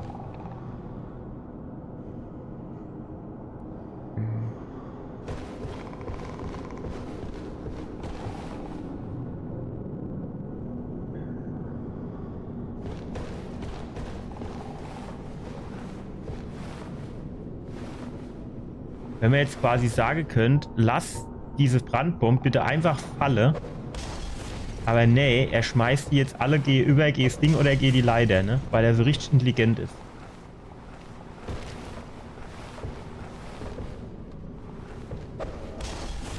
Ich so dumm, ey. Ich einfach Vorgehalt, zack, Falle gelost, fertig. Nein, er muss jetzt wieder Aktion draus machen. Ja, ne? Und genau das ist jetzt der Punkt, den ich eben hatte. Ich komme jetzt hier nicht runter, ohne diese scheiß Giftwolke abzukriegen.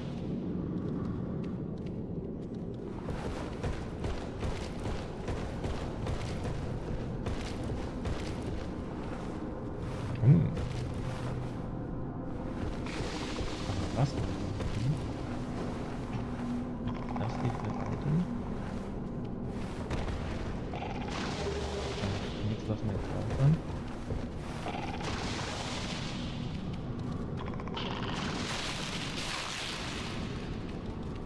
Der könnte doch jetzt, wenn so schlechte Kameraverhältnisse sind, ne?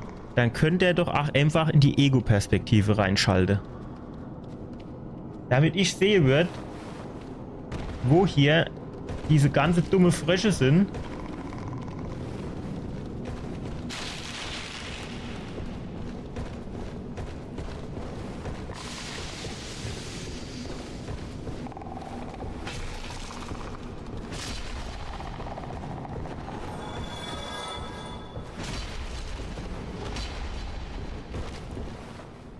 So, zack. Ich wollte gerade sagen, willst du mir jetzt allen Ernstes erzählen, dass der nicht gestoppt ist, wenn der da runterfällt? Ich wäre dreimal gestoppt.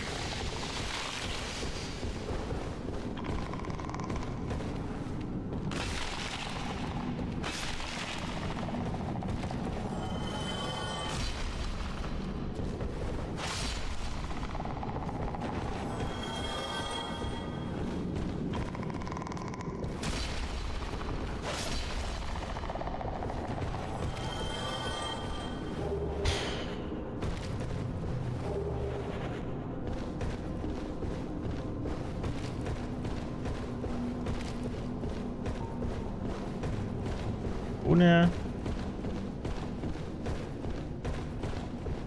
Kommen wir, glaube ich, gleich zu den Pilzköpfen. Genau.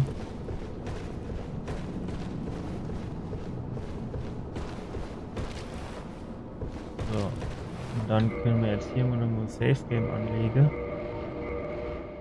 Das nennen wir Pilzköpfe.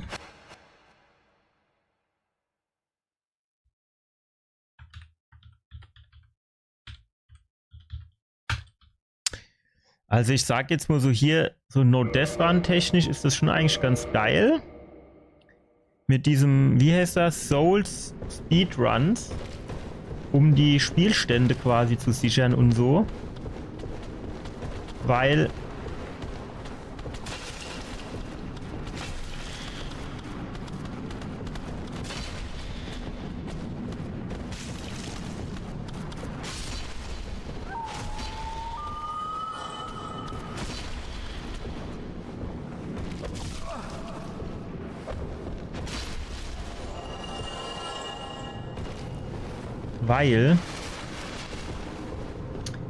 man dann schön immer an der Stelle weitermachen kann, wo man quasi stehen geblieben ist.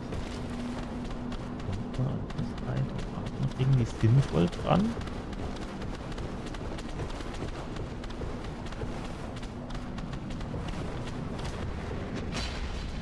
Ah,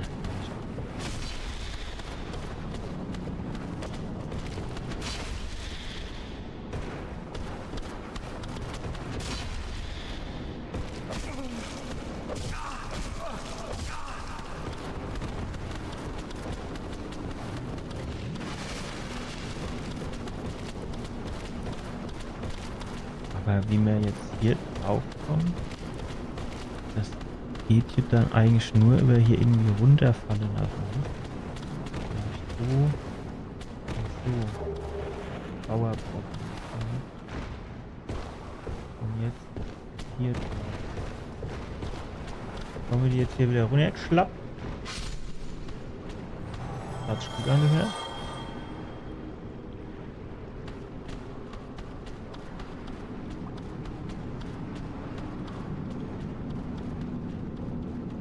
Ich sehe die gerade nirgends.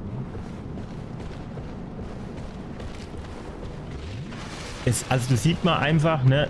Ich brauche hier 5 Estus Flakons. Einfach nur, um meine Lebensleiste wieder aufzufüllen.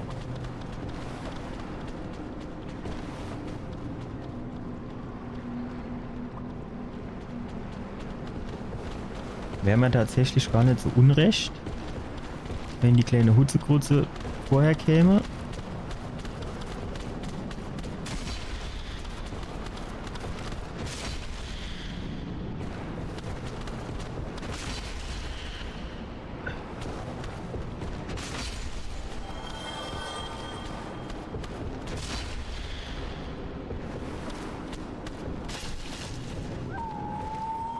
Jetzt kommt der Große.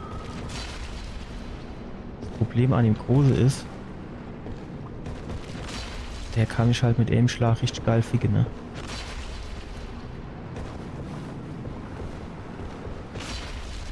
Und ich brauche hier ein halbes Jahr, bis ich dem vernünftig Schade zugefügt habe.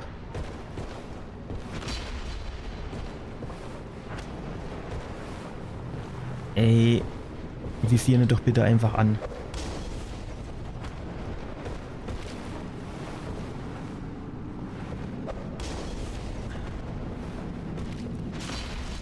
Naja.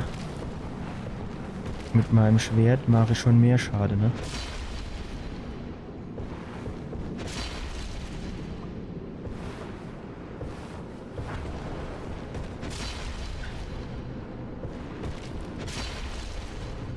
Problem ist, meine Ausdauer. Gut, gut, sehr gut. Schön, der runtergefallen ist er. Hat natürlich überlebt.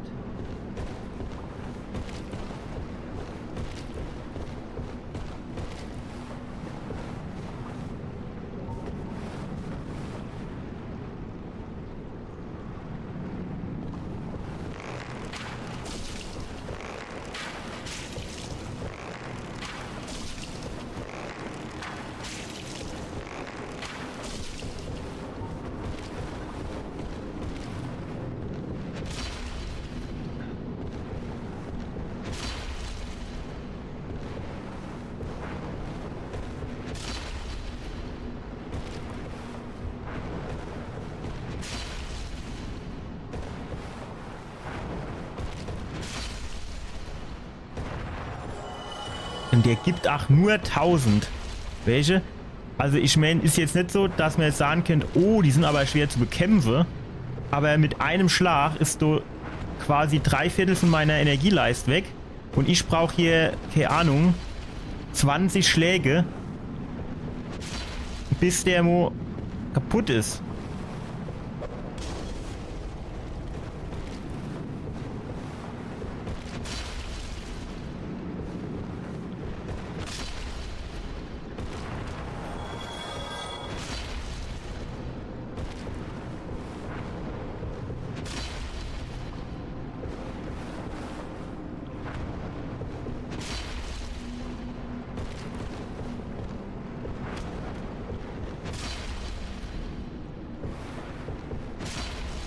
Ist natürlich auch direkt mal ganz Ausdauerleist leer.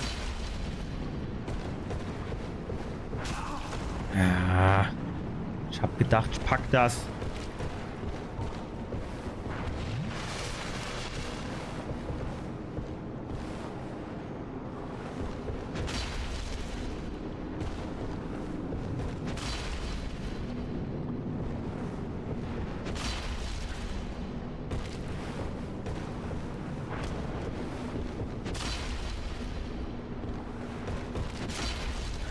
Ja, noch 11 bis 2. Eine. So war es mir tatsächlich lieber. So.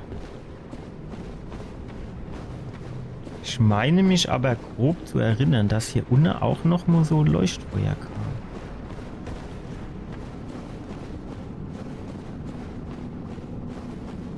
So, jetzt, das muss hier eigentlich... Aber das wäre schon assi, wenn jetzt ein Bossgegner käme. Mehr gucken mal.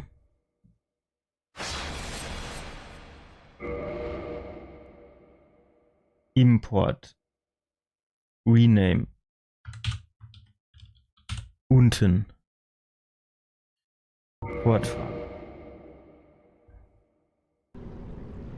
Wir gucken mal rein. Aber wenn wir da jetzt Boss gehen haben, ob wir den machen, ich weiß es nicht. Also noch nicht. Ah, ist auch noch jetzt okay, Boss gehen, ne? Erstmal. Ah, jetzt sind wir im Aschsee. Aha, da unten ist ein Leuchtfeuer. Da werden wir ja wohl irgendwie hinkommen, oder? Ohne dabei drauf zu gehen. Das wäre doch mal ganz geil. Das wäre doch mal ganz geil.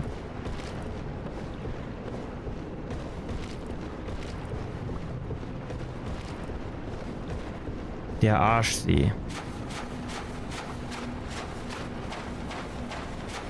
Was ein Geräusch der macht beim auf dem Sand laufen.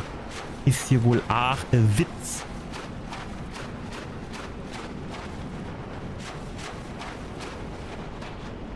Also Geräusche mache ich nicht, wenn ich auf Sand laufe. So, jetzt könnten wir doch bestimmt nochmal aufsteigen. Machen wir 30 drauf.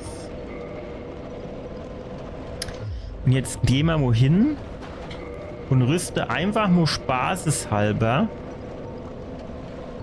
Die Schneide ist, glaube ich, auch relativ gut.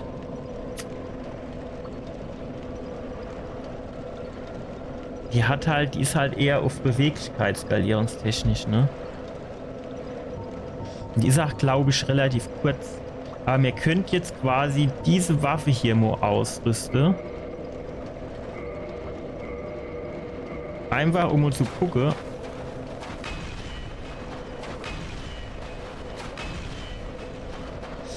Also ich sag's wie es ist. Die finde ich schon geiler, weil ich hier schneller hintereinander Schläge raushauen kann. Was hat das Kollege für schwerer Angriff? Das Kollege.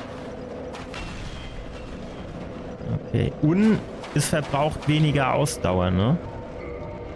Und die hat jetzt Base Damage von 140 und dieser Zweihänder nur von 130. So, jetzt ist noch die Frage. Skaliert auf C. Der Zweihänder skaliert auch auf C. Beweglichkeit ist er ein bisschen besser. Aber ich würde tatsächlich sagen, da wäre die Axt eigentlich zum Spielen noch geiler als das Zweihänder. So. Jetzt legen wir hier noch ein Safe Game an und dann war's das für heute noch mal.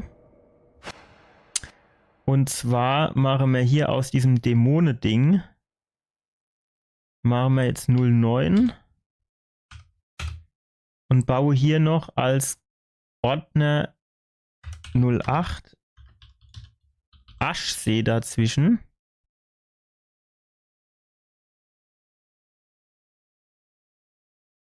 Und hier importieren wir das Safe Game rein, Rename, Eingang. Gut. So, ja Leute, das war's für heute nochmal. Wir peilen natürlich den Samstag nochmal an für weiter zu spielen. Und dann wünsche ich euch auf jeden Fall eine schöne Woche. Ich hoffe, ihr habt zumindest frei an Fasching. Ich bin jetzt überhaupt kein Faschingsmensch. Das heißt, ich wäre mit Sicherheit auf keinem Rosenmontagsumzug oder irgendwas in dieser Richtung zu finden sein. Aber die freie Tage nehme ich natürlich gern mit. Und solltet ihr Faschingsleute sein, Faschingsverrückt sein, Karnevalsleute sein, dann feiert schön, übertreibt's nicht oder nur ein bisschen. Und dann sehen wir uns am Samstag wieder. Bis denne. Tschüssi.